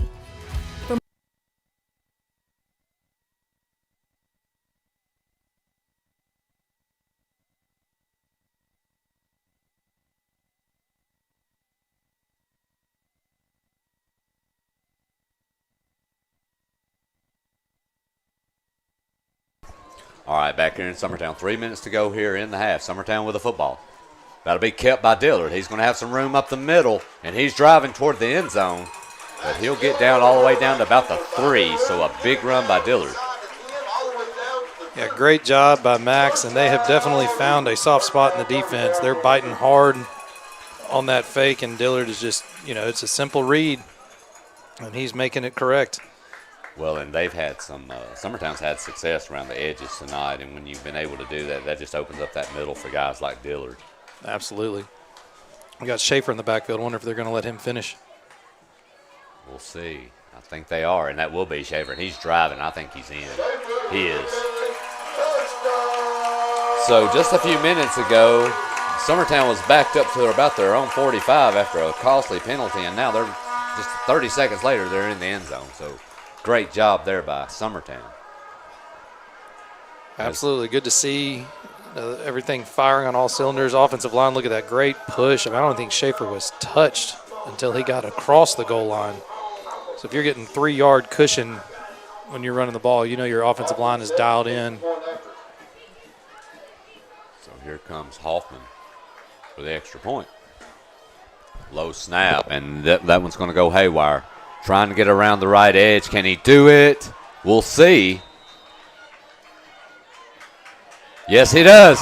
Was that Dillard? I think it was Dillard. That was the holder. So, the ball, the snap came on the ground.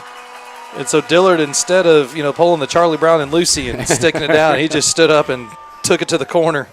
Well, and it throws the timing off so bad in those situations that but I knew when he was running, I said, that looks like Dillard. So he did a great job getting to that pylon. Absolutely. Yeah, we'll stay right here for this one. But Summertown now, after a rough start, disastrous in a way. You have a huge turnover that results in about a 75-yard return by Scotts Hill. And Summertown now, they've reeled off 29 straight. Yeah, they are absolutely dialed in. You can see the momentum. And, at this point, Adam, now the conversation shifts more towards, okay, let's not let anybody get hurt. Yep, agreed. Let's get what we can get and then, give some of these younger guys a chance to get some game experience. And then, of course, you want to protect your workhorses, guys like Dillard, guys like Klinghardt, Caleb Powell that have been driving your offense. And then a lot of those guys also play defense. So any chance you can get them to save their legs, have to imagine we'll take it. Yeah, I do know we have a few banged up. We mentioned Pettis. Got one out for the season now. And a couple others. So if you can get some kids some rest now, this is time to do it. While we're at it, let's let Brad just kick one through the end zone. That will be kicked short. Fielded. Nice spin move. Ooh. But Summertown will take him down from there. That will be number 4 again, Britt. He's been a busy man tonight. We're not over at halftime. That kid has had the football in his hand a ton tonight. Absolutely. And again, he's a freshman. So just think of the growth, yeah. both physically, mentally, and then just, from an experience perspective that he's going to have over the next 3 years. I mean, wait till he's a senior. I imagine we'll hear his name quite often over the next several years. Yeah, I've been impressed a lot with him tonight. He's tough, too, man. He doesn't back down. Not a big kid, but he is out there to play. Absolutely. Shotgun formation. Handed off up the middle, but wrestled down quickly. That's going to probably lose a yard. Just not a lot up the middle. They've had a few plays of some yardage maybe around the edges, but there's just nothing there in the middle for Scott Teal. No, you're right. And a lot of that has been led by number 17, Grady Rigsby, that nose guard position for Summertown. He has just been wreaking havoc on that offensive line. And when you can get penetration, through that A gap, that interior line, that just frees up, the rest of your defense to just come, pin their ears back and just go downhill. Yes, sir. So we're now inside of 2 minutes till the half. That's going to be a low snap. Quarterback will pick it up. Can he get away? No. He is thrown down and sacked around the 22. Hope that young man's okay. He was tackled and went down very awkwardly. Yeah, he kind of got pinned up underneath Eli Schaefer on the way down, but Summertown is going to take a timeout. They're going to try to get in the end zone. Yeah, they may thinking we could get this football back with some time to do some damage. I mean, we've seen some punting woes. So, if you can get them punting inside their own 20-yard line, there's a good chance you can just take it right there. I agree. We do have a timeout. Are we okay to keep it here, Will? Yeah. We'll just go ahead and keep it. All right, my friend, I want you to tell me a little bit. You've got a son that plays on this team. I've really been impressed with this middle school team. Tell me, I think they've got another one coming up and then possibly looking at the championship, right? Absolutely. So they are now 6-0 on the regular season. So, big shout out to Coach Westwoods and his staff, what they've done with these guys. Last night was 8th grade night. So, Adam, they have 25 8th graders. And that makes a big difference. Goodness. When you've got, 25 upperclassmen playing on a team, most of these kids have been playing together since they were in, 4th, 5th grade. They're a bunch of good kids. They work hard, but then, the discipline, you can just see it on the field. They run a very similar offense. It's all, rules-based, do your job. But the best part about watching that team is just how excited they are to play as a team together. So, been fun to watch. Yeah, we're going to talk more about them here in a little bit, too, before this night's over. But Scotts Hill now, they're going to get it here. Third down play, running it around the right edge. He will get a few. Some back, and once again, Eli Schaefer. But I tell you what, between Eli Schaefer and Grady Rigsby, they have just been monsters on defense this first half. Yeah, and Summertown's actually going to use their final timeout now, so that's going to probably give them the football with a minute and a half left. And as you mentioned, too, the punting woes for Scotts Hill, definitely a risk you might want to take here. Yeah, it's a tough situation for Coach Lee Hooper and his staff to, because you got to risk reward, right? Do you want to work on something, but then you've already had one blocked, you've had two that I'm convinced were had hands on the ball, and now you're pinned. You're backed up on your own. What are we on, about the 26-yard line? Yeah. Then at the other side, you're 4th and 20. So what kind of play call do you have designed to pick up a 4th and 20? And then even if you get some of it, you're only, they're still inside the 50. So yeah, I'm glad I'm not him right now. I agree. I think you've got to protect this punter, number one. Worst case scenario is, coffin kick this thing toward the sideline, get it out of bounds. Leave Summertown only a minute and a half. The last thing you need here is a line drive kick to give Summertown a chance for a big return. Right. I'm probably trying to kick this thing toward the sideline, but we'll see what happens. There's a snap, and it is kicked toward sideline out of bounds. That's smart, but Summertown still should get this football at least probably around the 45 or 50. We'll see where they mark it. I tell you what, he's walking it back. I'm not finding the kid on the roster, but number 17, who is one of the personal protectors in that punt formation. Yep. He came up and made a great block, or that would have been another blocked kick because we had guys free. Yeah, I don't have a 17 on mine either. Curious who that. But yeah, he be. did a great job of preventing another disaster on the kicking game for Scotts Hill.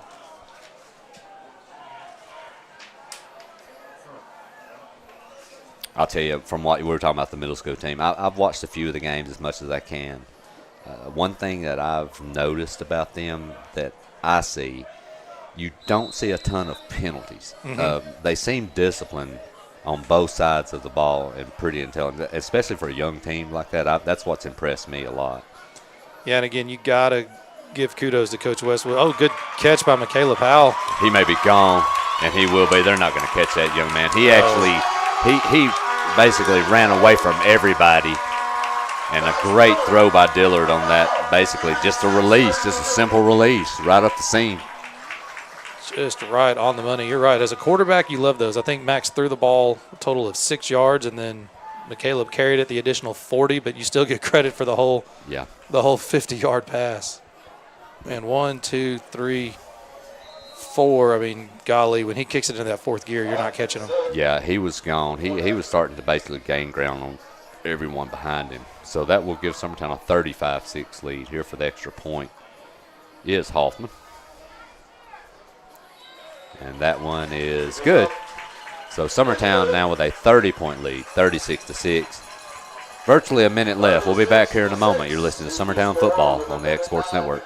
Jack Davis Insurance, located at 201 West Gain Street in Lawrenceburg, has you covered through life's obstacles. Jack Davis specializes in group insurance for businesses and institutions of all sizes. With coverage for life, accidents, cancer, critical illness, short-term disability, dental, and vision, Jack Davis can customize a plan to meet every need. Now available Medicare plans for seniors. Contact Paige Davis at 931-492-9284 today for Medicare Supplement, Medicare Advantage, and prescription drug plan insurance. Serving Lawrence and surrounding counties since 1987, call the team at Jack Davis Insurance today at 931-242-5225. Since 1955, Evers Construction has been the company folks have trusted.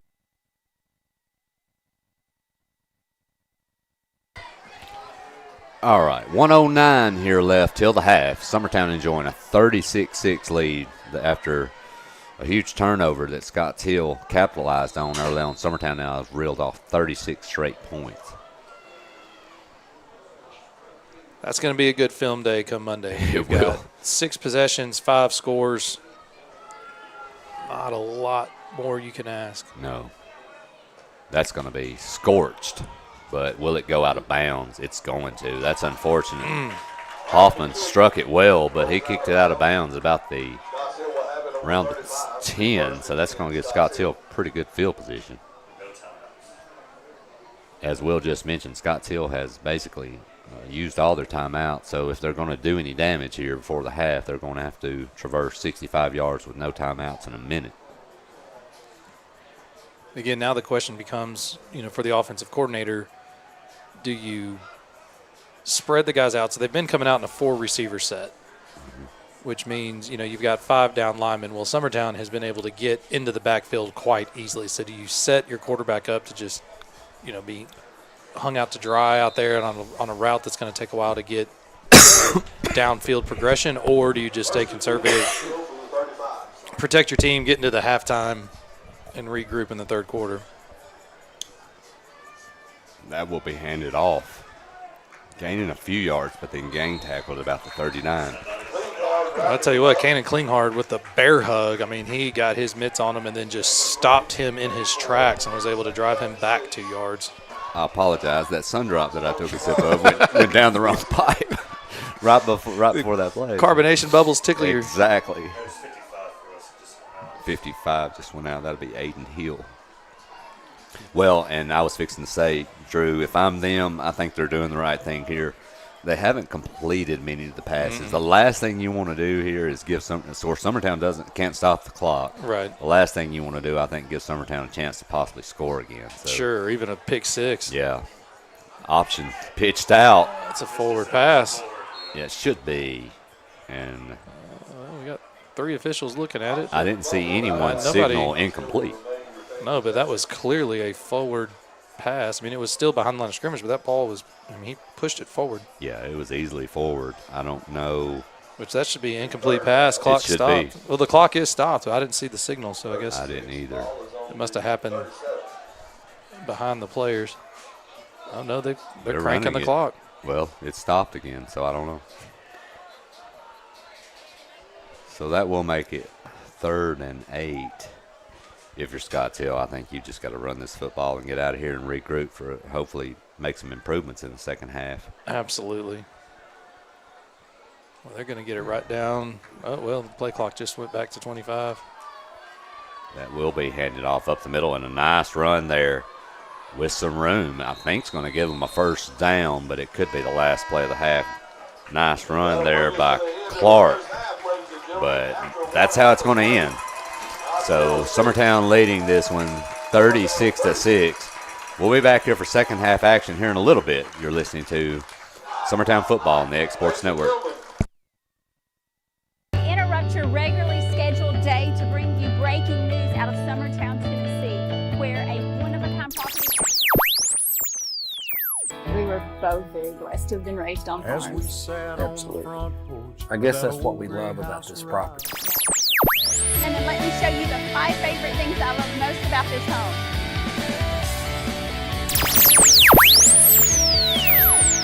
Welcome to our newest listing.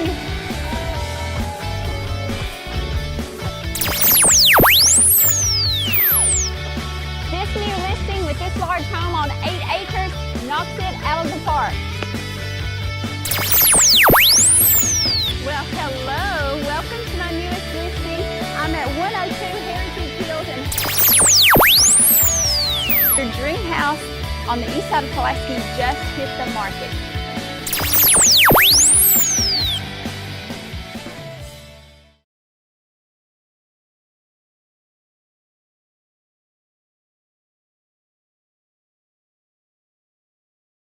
Hi, I'm Jeff Overton, and welcome to this edition of Mars Hill Minute. We're excited to be here in the foundation of our brand new children's building, student building. This part right here will be the student sanctuary where they'll have their worship on Wednesday nights. But what I want to talk to you about is what's coming soon.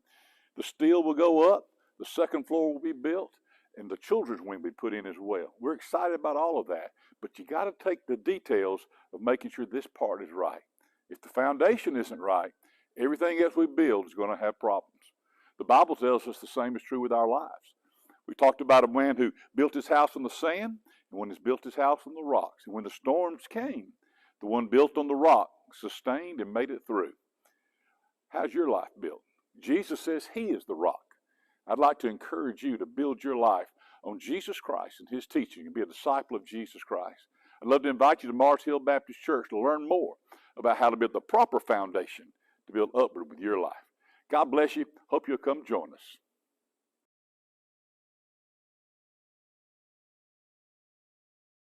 Some things just never go out of style, like craftsmanship you can trust. Since 1902, H.B. Brink & Company has been building more than homes, they've built trust.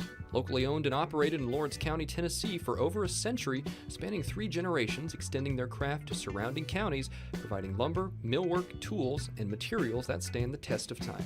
From custom homes to weekend DIY projects, if you need it, they've got it. Stop by 134 Depot Street in Lawrenceburg or give them a call today.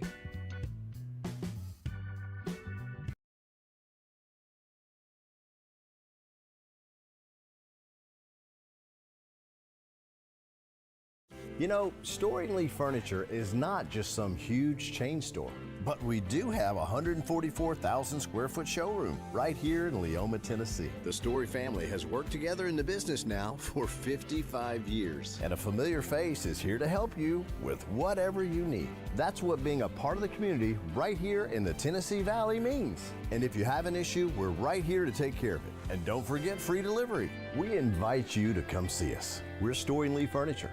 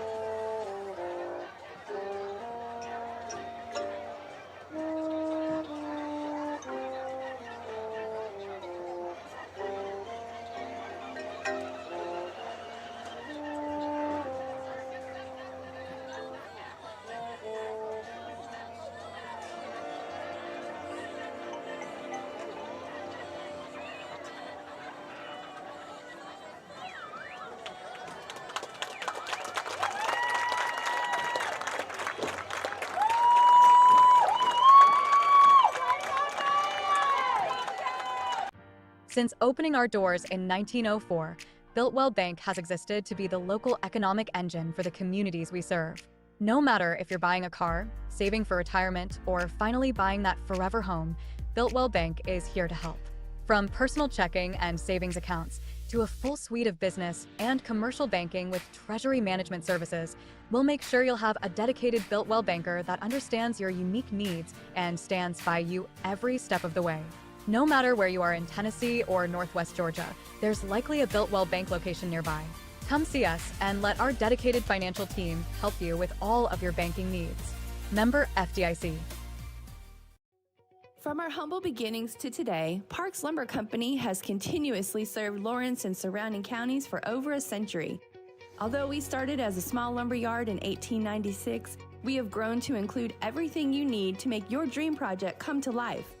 No matter your building needs, our experienced staff will be with you every step of the way to ensure you receive the highest customer service and attention to detail you deserve.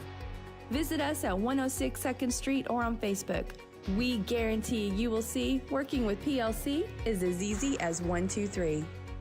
Are you looking for a non-factory job environment? Livingstone Freight Solutions is a 3PL company that began managing warehouses in Tennessee, Alabama, and Mississippi. With our multiple shifts and experienced management team, our goal is to give you as an employee a safe family work environment and competitive wages. We offer a wide variety of employment opportunities from forklift drivers to management level positions. We also strive to offer a competitive benefit package and PTO options. For more information or to apply, visit us at livingstonefs.com or give us a call at 931-269-3255. Got a dent, a ding, a scratch, or a bent fender? Major or minor, Car Country Collision Center in Leoma can fix you up. Car Country works with all insurance carriers, gives free estimates, can work on foreign and domestic vehicles, and has experience you can trust. They've been in business since 1990. Unfortunately, accidents happen, but you can get your car back on the road with as little hassle as possible with the help of Car Country. Call 931-852-4708 or stop by at 2567 Highway 43 South in Leoma. There are now more ways to save at Quick Mart. Become a Quick Club member and easily earn rewards on qualifying purchases at Quick Mart convenience stores using the Quick Club app, available on the Apple App Store and Google Play. To save on fuel for work, use the Fuel Rewards Pro app to earn 5 cents a gallon on work fill-ups and redeem the savings for yourself. To get started, visit fuelrewards.com/pro or download the app in the Apple App Store and Google Play. Flooring sets the tone throughout your home. For flooring that makes the right first impression, start by choosing us, Floored by Justin. A one-stop flooring destination. Our new location stands alone for unequaled customer service and selection. Owner Justin Story's mastery of custom hardwood inlays means every room can have a custom look. Discover how the right choice of hardwood, laminate, carpet, or tile can set the tone in your home. Contact Floored by Justin today. Hey, this is Phil Hooper. Get the look you want for your favorite school, church, or business with apparel from HD Ink Screen Printing in Leoma, Tennessee. Got a logo you need embroidered or screen printed? Let HD Ink give you the professional look that sets the bar in today's world. We do fundraisers and custom designed apparel and so much more. Call today, 931-201-2961, or come see us at our new shop located at 26 Ingram Road in Leoma. Remember, HD Ink for the look you want and the look you deserve. LUS is committed to our customers, from providing and maintaining energy-efficient utility services to friendly, helpful customer service. LUS is there. At LUS, we're always challenging everything we know, every day. We strive to improve efficiency and reliability while focusing on our responsibility to our customers and the community. It's our promise to provide dependable service to our customers every time. Because we don't just work in Lawrence County, we live here too.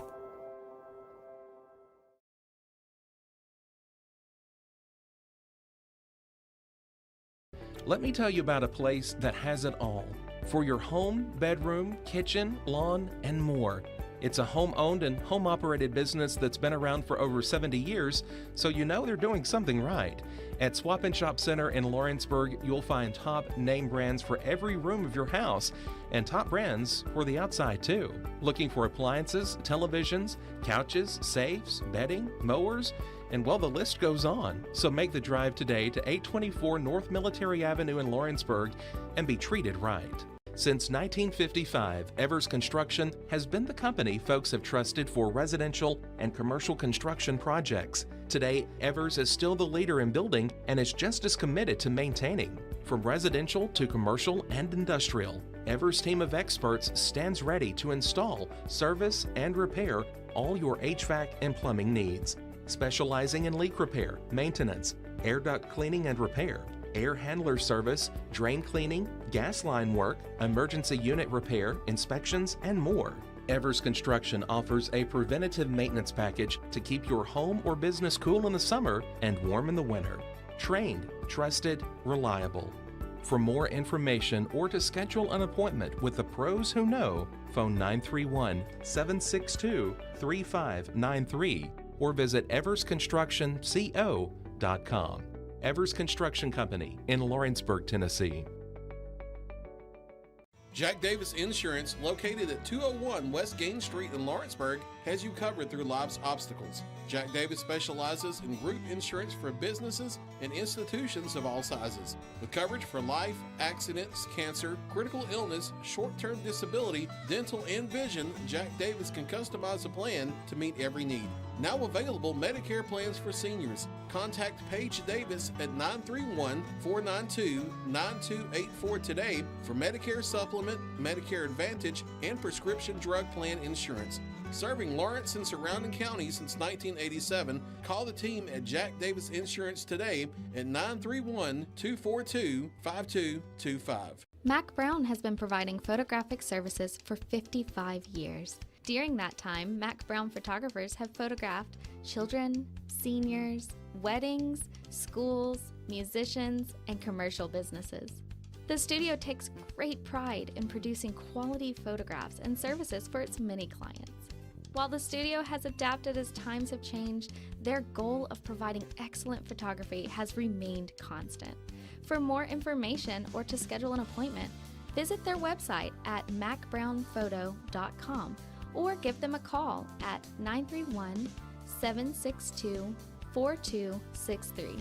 Let the professionals at Mac Brown Photography turn your memories into treasures. Arts, crafts, stationery, journals, books, educational toys, wrapping paper, devotionals, greeting cards, and much more can all be found at Paper and Thread in downtown Lawrenceburg. Shop local to find the perfect gift or have a custom gift basket made for just the right occasion.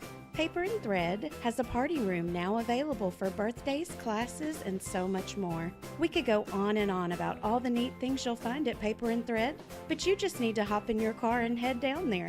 106 North Military Avenue in Lawrenceburg is where you'll find them and discover what makes Paper and Thread awesome. That's Paper and Thread in downtown Lawrenceburg, 106 North Military Avenue, just north of the square. There's no job too big or too small for Gonzalez Lawn and Landscapes. Owner Chris Gonzalez works hard to make your commercial or residential properties one of the neighbors will envy. You won't find a lower price anywhere else, and that's a guarantee. We offer mowing, landscape removal, small construction jobs, and more. Our team is licensed and insured to ensure the best work for Lawrence County and surrounding areas. Your satisfaction is our goal. We won't leave until you're happy. Call today to set up a free quote.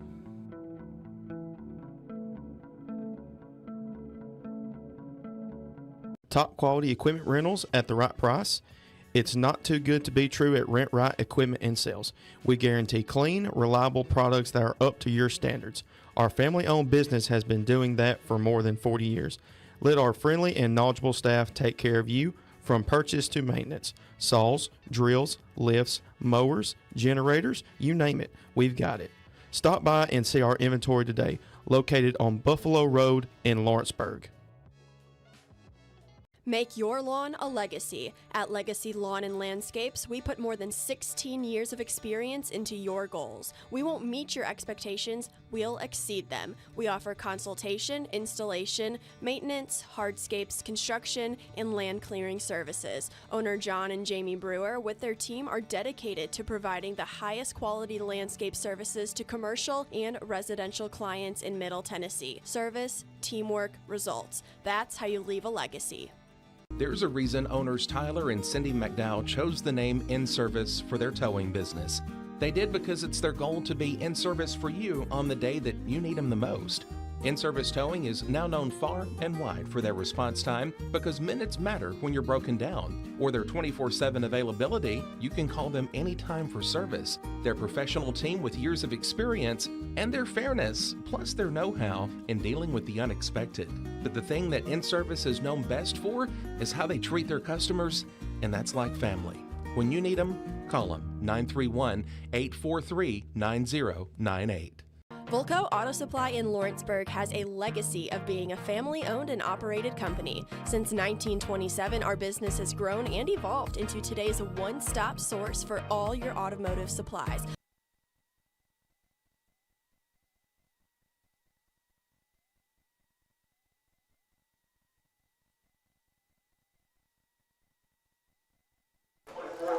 All right, my friends, back here in Summertown for the start of second half action. This is Adam Lindsay with Mr. Drew Cranston and Will Pettis. Drew, Summertown goes down early after a huge turnover. Scotts Hill converts, takes a 6-0 lead, and then Summertown just basically scores the next 36. Kind of, what do you see from this Summertown group, at least in the first half? I mean, Adam, you're right. Other than that one miscue on the fourth play of our first drive, I mean, scoring on 5 of your next 6 drives, or 5 of 6 drives in the first half. I mean, you're just, at this point, it's just, okay, let's keep the focus, let's not get hurt, and let's just make sure that we continue to control the ball, get to the clock, and just get out of here with the win and then prepare for next week. If you're Summertown here, you would like to try to get another score that would extend this lead and eventually push it into a running clock. Hopefully get out of here, like you said, with minimal injuries. Scotts Hill will be receiving second half kickoff. They won the toss and deferred to the second half, so they'll be getting the football here. Hoffman done a great job kicking tonight. His last kick did go out of bounds, but I'm expecting this pooch kick, but no, he's going to kick it deep. And that will be that man again, number 4, Scotts Hill. A nice move. He's going to get down the sideline, but head out of bounds. That will be Britt. He's been a busy man tonight. Absolutely. Again, another freshman player for the Scotts Hill team. And, yeah, he had excellent return. And, that was a real nifty move here on this near sideline to get an additional 6 or 7 yards out of that return. Did it switch to 30 points? Unless it switched to 30. The clock is running, as Will and Drew just mentioned. Now, it could be under an agreement from coaches as well. That could be something else you might want to look at. Would Scotts Hill's coaching staff be acceptable of that if it's agreed upon? I think that's the only other way it could turn into a running clock. It very well could. I know at the middle school level it is 30 points because we've been in that scenario a few times this year, but, bad snap. Yeah, the snap is low, and the quarterback really didn't have a choice but to jump on it. Summertown has a player who's slow to get up, but looks like he's okay, but he's still limping pretty good. Trying to get a number on him. That's number 55 for Summertown. That's Aiden Hill, and, as Will was reminding us, I believe he did come out of the game in the second quarter limping. So, quick update. Adamsville has kind of pulled away from Lewis County. It was 27-7, but Lewis County's got it back to 27-14, but Adamsville's still in control. And Lawrence County, who has been trailing 21-14 to Central, they've got it back to a one-score game, 21-14. So that will be a quick out, and that will be dropped. I think that's – well, I actually thought that was a fumble. They're actually going to call that the runner was down. I thought that ball came out. I'd love to see a replay of that, Will, if we got it. This quick screen pass out to our receiver, an out pattern. He's going to make the catch. That ball's out. I think that ball's out, but he was ruled down. So it may be a break for Scotts Hill. Looks like Coach Winfrey is just asking, or he's just letting him know what he saw. A very, polite. Just so you're aware, here's what I saw. So 3rd and 8. Shotgun snap. That'll be a quarterback run to the side. There's the pitch. That ball's on the ground. It's picked up by Summertown, and Summertown's going to have the football. That will be Klinghardt, who gets the fumble. And Summertown's in business. Scottsdale's quarterback has done a pretty good job on this speed option, but I think he'll watch film on Monday and decide, realize that it's kind of, it's almost like there really wasn't much left to gain, so you just minimize the damage. Well, their spacing wasn't great there. Right. That pitch, he was really close, and it was a little high. You could probably make arguments, hey, it wasn't the greatest pitch in the world, but you should probably catch it too. So, but these are things that have kind of plagued Scotts Hill so far this game. So Summertown, they're going to have the football at around their 28. Dillard's going to hand off. That will be Klinghardt, and he's going to power ahead for maybe 4, maybe 5. So, Adam, you have to imagine they're probably giving the first team one series this half. Yeah.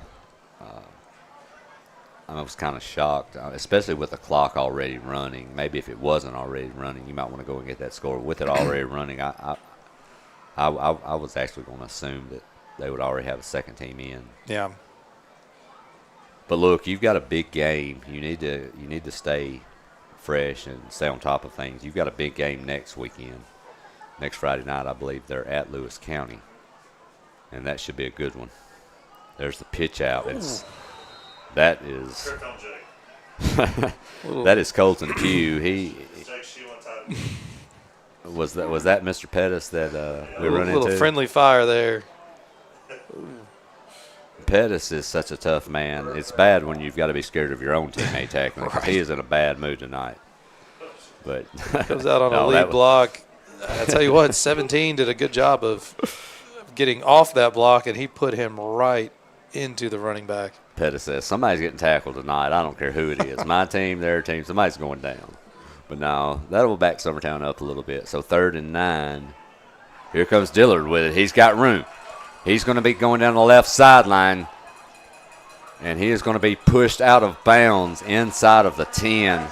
Dillard's had some huge, huge runs for Summertown tonight. He has, and they all seem to be going towards that left corner of the end zone, but you're right. We got to see it all here on display for Max. Speed to get to space, and then, a little move, and then he will not go down. And he still ended up on his feet at the end of that play.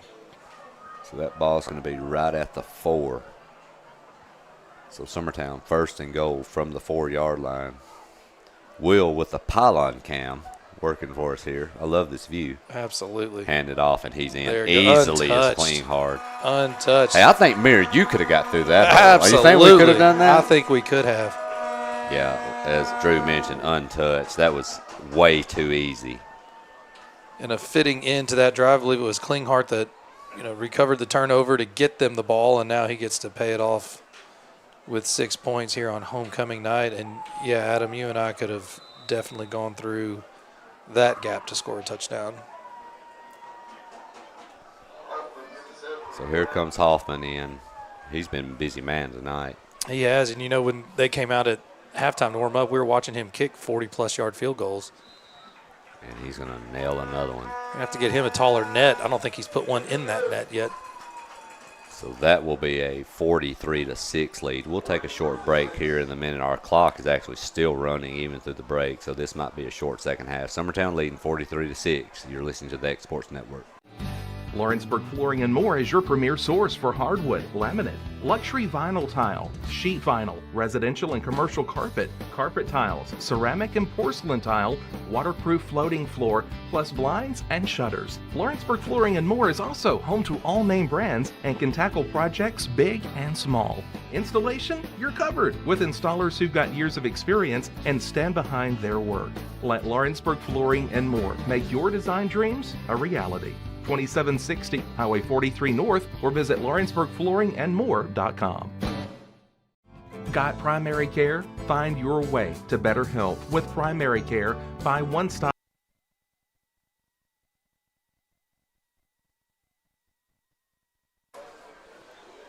All right, Summertown now enjoying a 43-6 lead, and we were just talking, the clock is actually running nonstop. Even through our commercial timeouts, it never stops. So we're actually already at 4.5 minutes left, and that clock is not stopping. So this could be a short second half.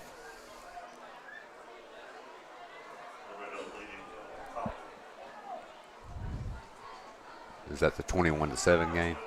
Another quick update. Loretto is leading Collinwood 21-7. Short pooch kick, fielded up the middle, and he's got room, and he may be gone. He's got one man to beat. Can he beat him? No. Nice job there by the kicker. And if he doesn't make that play, Scotts Hill has 6. Absolutely. You don't want your kicker having to make a tackle because that means you had busted coverage, but he did a great job breaking down, staying in front of the ball carrier, and a nice open field tackle, or he would have been gone. So Scotts Hill with some of their best, well, probably their best starting position since that initial huge turnover they had on Summertown's first drive. They're going to have it right at the 35. Yeah, it looks like we are seeing some substitutions in the Summertown defense. We'll try to make sure we get updates on what players are now in the game as the plays continue to go on here in the second half. Oh, somebody came on the field late. Snap, looking. Wide receiver screen. He's got plenty of room to do some damage, and he does. That's going to be about a 15-yard gain on first down. Nice starting play there for Scotts Hill. Absolutely. I tell you what, number 1, Bentley Parker, I believe, was on the receiving end of that screen pass, and, man, he accelerated for a nice 12, 13-yard pickup there on first down. Well, and there's times you want to give receivers cushion, but I'm going to tell you, Drew, I think he had to be in shock when he caught the football. There was nobody over there. Well, we had guys running on the field late, so we may have had a little confusion, and truth be told, we may not even had a guy know that he was supposed to be the one over there, because now we just had another guy come over, adjust to the trips formation. But you're right, we're giving about a 14-yard cushion. There's a handoff, and he's got some room up the middle. And all the way down inside, looks like the 10-yard line is the fullback. I believe that was Colton Clark. And I tell you what, that's another kid that we have mentioned several times, both offense and defense. I mean, more defense, obviously, with the way the game has gone. But, again, you have to, admire and respect the fight that these Scotts Hill players have. Well, and you're not going to win this football game, let's be honest. You've had a rough start, but this is where you've got to get better. You've got to get these kids in here and get them some work and kind of work out some of the kinks you've had. Fumbled snap, but he picks it up and does a nice job of keeping it. He'll gain maybe a yard, but honestly lucky to just hold on to the football. Yeah, and like you said, I mean, this, Summertown offense has been, just executing on all cylinders tonight, and, the line has done a great job of bullying the defense. But, I mean, honestly, Adam, Scotts Hill has stubbed their own toe quite a few times, and that's, about the third bad snap we've seen. And then, of course, penalties in the first half just absolutely killed them on 3rd and 4th down. So they have some positive things to work on. There's a snap that will be handed off around the left edge. Getting toward the end zone, and I think he's going to be a little short. But a nice run there over left tackle. Great run, and you're right. I believe they're going to spot him down at about the 2-yard line. Summertown making some more substitutions. A lot of new faces in there for Summertown. I see number 84, Colton Brady, in there, a freshman. And also Ryan Wortman, number 77, a freshman too. Handed off up the middle, and he's in. Touchdown, Scotts Hill. So if you're looking for positives, as we mentioned earlier, Scotts Hill with an extra point or a 2-point conversion here will eclipse their points scored for the year in one game. Always got to look on the positives. Always find something positive. And the crazy thing is we're fixing to beat at the end of the third quarter. 9 seconds left. And that thing, well, they finally stopped it. Okay, well, I'm just confused. I'm going to stop trying to figure out how the running clock works. They're going for 2, handed off up the middle, and he's pushing for all he's worth. Will he get in? I don't think so, no. And the clock did start again, so we are actually at the end of the third quarter now. So at the end of 3, Summertown leading 43-12. They'll be getting the football when we come back. You're listening to the X Sports Network. Make your property rock and roll with services from G&S Excavating, specializing in white sand, compost, mulch, topsoil, landscape gravel, and steel landscape edging. Turn to the pros who know how to make your project shine with years of experience. The best part is they're locally owned and operated. Choose from a vast selection of mulch and rock from their conveniently located facility at number 3 Valley Road in Lawrenceburg, just off Buffalo Road. Phone 931-279-3841 and get started today.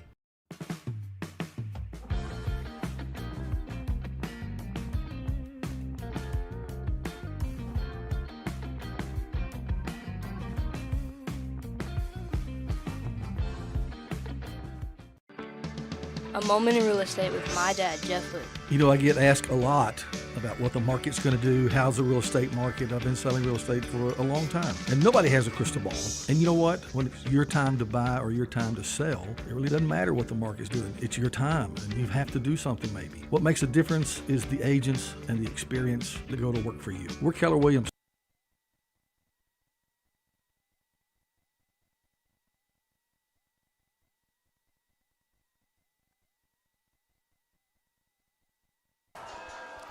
All right, back here at Summertown. Summertown fixed to receive a kickoff. Scotts Hill does get in the end zone. That makes it 43-12. We're at the start of the fourth. Me and Drew will be trying our best to kind of give you names of who's out there. Summertown's got a lot of subs. I do see Axel Heatherly, number 7. Number 52, Conry Wiseman, a sophomore out there as well. So we do have some new faces out there. That kickoff is extremely short and fielded. And that's a great decision. That young man catches it and gets down quickly. Nice over-the-shoulder catch. 44, that is James Gray. We've mentioned his name a few times tonight. He's been out there once or twice already. Yeah. But, yeah, excellent. I mean, over-the-shoulder catch. He had to turn into the center fielder a little bit on that play. Columbia Central quickly, they have extended the lead again after Lawrence County got it within 7. Central's back up 28-14. And Adamsville and Lewis County still at 27-14. Adamsville leading. Good night for high school football. So at 4:30, I was a little nervous. Oh, I agree. Well, I saw there was some damage actually coming in. You know, there's some trees that fell out here. I saw they had to cut. The softball fence is down. Will says the softball fence, the actual outfield fence? No, the pedestrian. They're on the road, yeah. Oh, okay. I didn't see that. Drove past that. Well, I got the alert, so I have kids in elementary school, and they sent an alert out saying that the buses in the pickup line was going to be delayed because of trees down in the drive, or in the driveway getting into the school there. The crazy thing is I worked in Columbia all day today, and it never rained a drop, even on my way home. At the same time it was coming through here, Columbia was beautiful all day. Summertown on first down, they go up the middle for a yard. Looks like we've got Peyton Powell under center right now for the Eagles. He will keep it, and he's going to get hit very hard. Virtually no gain on the play.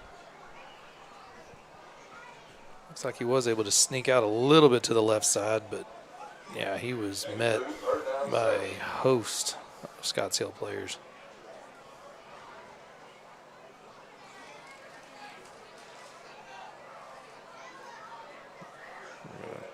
Double check the spot. I'm not sure what we're doing. Well, it gave Peyton enough time to run to the sideline and get the play from Coach Winfrey. So third down here and 7. Summertown with the football at their own 46. Shotgun snap. He's going to throw it. Or will he? No, he's going to keep it. A little bit of room around the right edge, and he's going to have it. He'll have his first down. Did he stay in bounds? I don't think so. I understand everyone wants that young man to get him 6. That would be amazing, but I think he stepped out at least 3 times. Yeah, sometimes when a move works that well, it's because somebody blew a whistle and everybody stopped running. But, hey, good block by number 18 to come back around. I think he went out right there. Yeah, it was a few times I thought he could have. Nonetheless, no, that was a big great gain. run. It was a great run. A great job getting around the edge there. Hey, look, and I'm a sucker for wide receivers that block downfield, and they did an excellent job of giving him a little bit extra space. So that will give Summertown a first down. And we have offsides defensive line as a whole, I believe. Absolutely. Pick your number.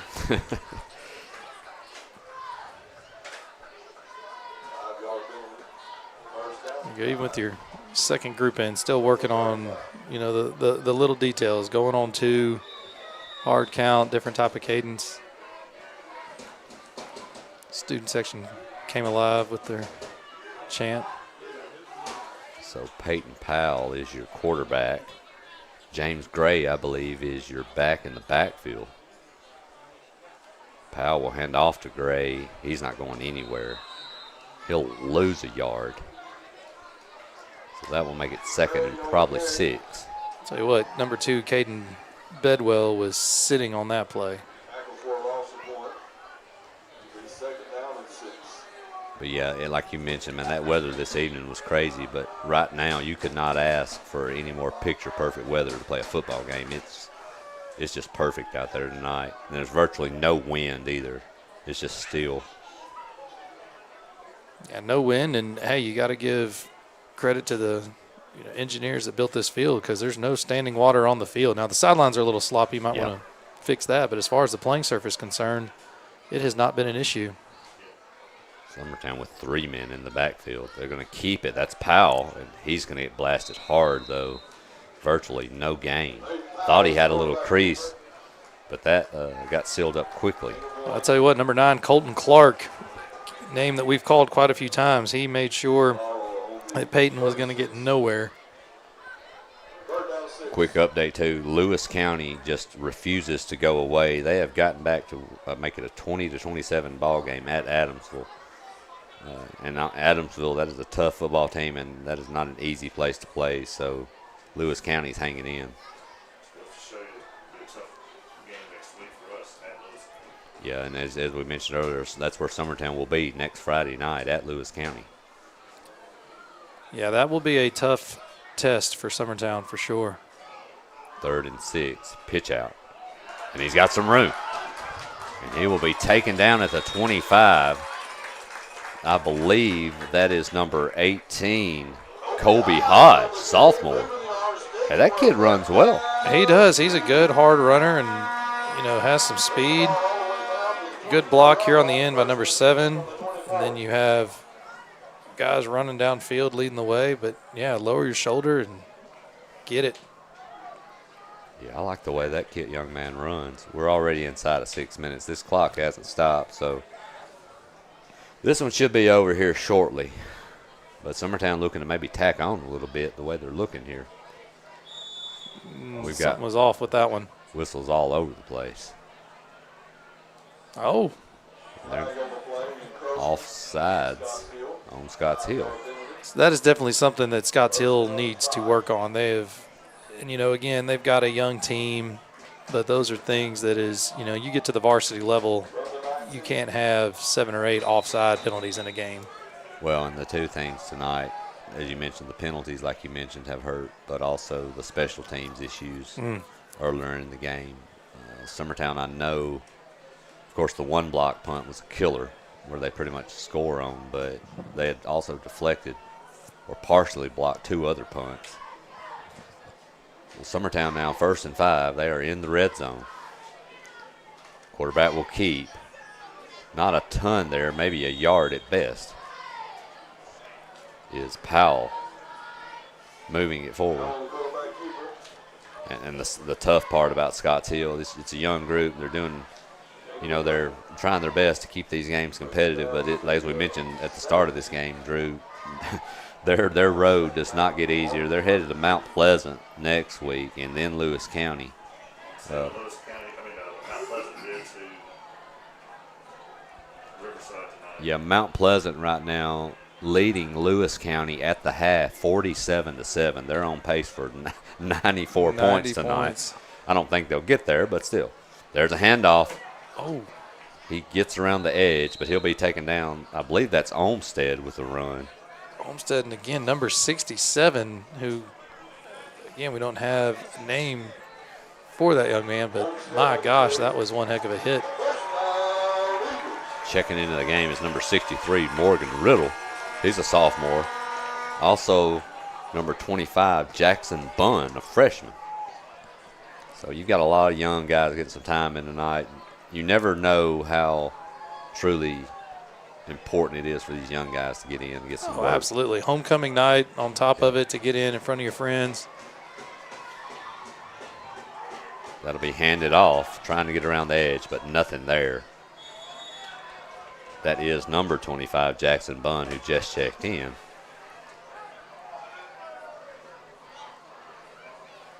Not much left in this one, fixing to be under 3 minutes. I'll tell you what, number 77, Ryan Workman, another freshman, going to come in, set up on the offensive line. That's the thing, if you're going to carry a lot of underclassmen, it's always great when you get them some in-game experience. And you know they're going to be fired up. So you know, even though it's 2 minutes left in a blowout, they're going to give, you know, full effort on the plays that they get to run. Everything they've got. Powell, he's going to keep it, and he's just swamped under. He faked that handoff, and then he was basically just covered up immediately. You figure at this point, Scotts Hill, from where the ball is around the 10-yard line, they're just going to pin their ears back and go. Another game we haven't mentioned much tonight, Richland. They've taken care of Community 42-8. So, yeah, it's actually a final. So I figure they're probably in a similar situation to what we're in. Wayne, another one that we haven't said much about, Wayne County leading Brewston Hollow Rock 22-6. It's in the fourth. So it looks like Wayne County will be picking up another win. This Lewis County-Adamsville game is still interesting. It's a 7-point lead for Adamsville. Miscommunication and virtually no gain again. Summertown staring at a fourth down here. I'm wondering here if they're just not going to go. Just go for it here. We do have an injured player on Scotts Hill, so that will actually stop the clock. Oh, no. Yes, it will stop the clock. Scotts Hill, as Drew mentioned, with a young man down. So we'll take a moment and let the trainers look at him. We'll be back here in a moment. You're listening to Summertown Football on the X Sports Network. Volco Auto Supply in Lawrenceburg has a legacy of being a family-owned and operated company. Since 1927, our business has grown and evolved into today's one-stop source for all your automotive supplies. But in that time, one thing has stayed the same, and that's our commitment to our customers and their needs. At Volco Auto Supply, you'll find everything for your car, truck, or even fleet of vehicles, but with good old-fashioned customer service the way it needs to be. That's Volco Auto Supply, 416 Buffalo Road in Lawrenceburg. Visit VolcoAuto.com. The Raptor Series from Hustler Turf. A premium line of residential mowers designed with a wide stance for operator comfort. A one-piece 11-gauge steel frame and welded steel deck for added durability. Finished off with premium Kawasaki V-twin power. We are Hustler Turf, and this is Hustler Country.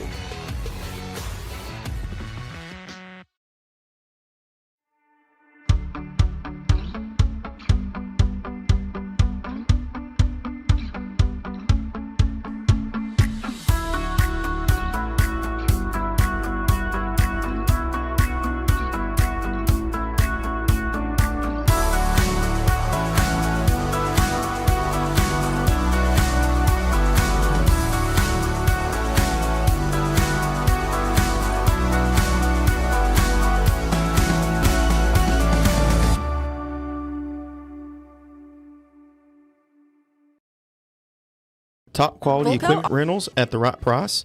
It's not too good to be true at Rent Right Equipment and Sales. We guarantee clean, reliable products that are up to your standards. Our family-owned business has been doing that for more than 40 years. Let our friendly and knowledgeable staff take care of you from purchase to maintenance. Saws, drills, lifts, mowers, generators, you name it, we've got it.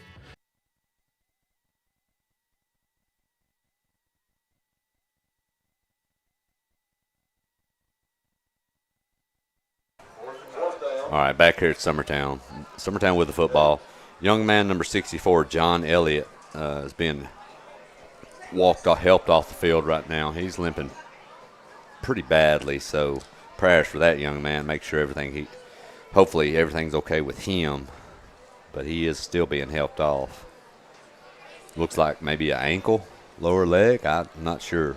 He went down almost immediately, and he was on the field for quite a bit of time. But, you hate to see injuries at all, but then you really hate to see it, under 2 minutes to go in a blowout game, especially for Scott Teal, because he's an upperclassman, and he's been a big part, plays both sides of the ball. Summertown 4th and 8, and they're headed for it. Powell's going to keep it. I don't think he's going to get there, but maybe he will. He snuck through. Does he have? Yes, he does, Looks I like believe. it's first down. They're marking him right at it. I'll tell you what, he better get that play quick if they want to get this ball snapped, because we're under 30, coming up to 30 seconds. Man, I didn't think there was any way he was going to get there, but he just kept those legs churning, and I think that might be your final play of the game. Your play clock and game clock are pretty much matched up to identical. Looks like guys are starting to make their way towards the 50.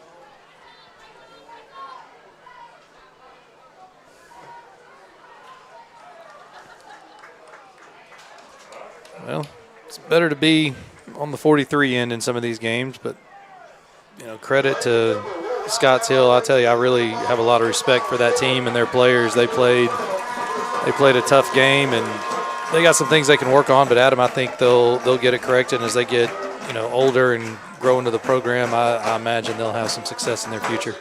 Yeah, I agree. Tough one for them tonight. But if you're Summertown, look, you want to get better, you want to improve, but also too they start off to a 2-2 start, and they have had dog fights in every game. I mean, you start out with Lawrence County, then Wayne County, Mount Pleasant. All these teams that they've just cascade was a great game. Yeah. There hasn't really been an opportunity like this to where you can kind of put the pedal down, win a blowout game. So, it's not necessarily a bad thing. Summertown started off rough tonight. Right. But I really think, look, you can't say much. They reeled off, 40-something straight points. That was kind of one of those games, but if you don't, then you're disappointed. So it's, you came in, you did what you do. You don't control who you play. You just show up, and the ball's kicked off, and you do your job. And, your goal is to score when you have the ball. So they were able to accomplish that, and for the most part, keep Scott Hill out of the end zone. Well, and minimal injuries tonight. I don't think there's anything major at all. Coming up, Drew, next week should be a tough one, another tough one for Summertown. Lewis County still only down by 7 to Adamsville, so Summertown will travel to Lewis County next Friday night, and then after that, of course, you've got your big inter-county rivalry game at Loretta. So Summertown's got a rough little road ahead. I think at that point, I think they have a bye week. They're off. So 2 of the next 3 weeks, Summertown's going to be playing some solid football teams. Yeah, and you're going to be away from here for a while. At least you're looking at a minimal. I'm not sure after those next 3 will, but I know it's almost 3 weeks. It's going to be 4 weeks at a minimum. 4 weeks. Yeah, it was a weird schedule. At home 3 weeks in a row and then gone 4 weeks in a row. But hey, one thing, Lewis County is in a dogfight, so they, Summertown has the schedule's in their favor, so they could get rested and have a good week of practice, and Lewis County is going to come out of this contest, which they're moving the ball right now, so that game is not over. No. Well, Will, my friend, I want to thank you for the great job you did tonight, as usual. We've got 37 TVs up in this booth. Everywhere I look, there's a TV. We've got Canadian football games on in here. I saw an Australian rules football. There's a soccer match from Uruguay in one corner. It's amazing. I'm telling you. Yeah, Cody and the great job. The drone footage to me is amazing. Oh, the drone is awesome. Yeah, when you look at this, this beautiful field lit up, all the effort that this crew and the great people around here do is just, it's amazing to watch. I'm going to tell you, we could call, get some ESPN reps down here to get some tips on how to do things from Will. But, my friend, any parting words before we get out of here, Drew? Hey, great job. Summertown, take care of business. Happy homecoming to all those involved. Stay safe this weekend, and let's get ready to go for Lewis County next week. Yes, sir.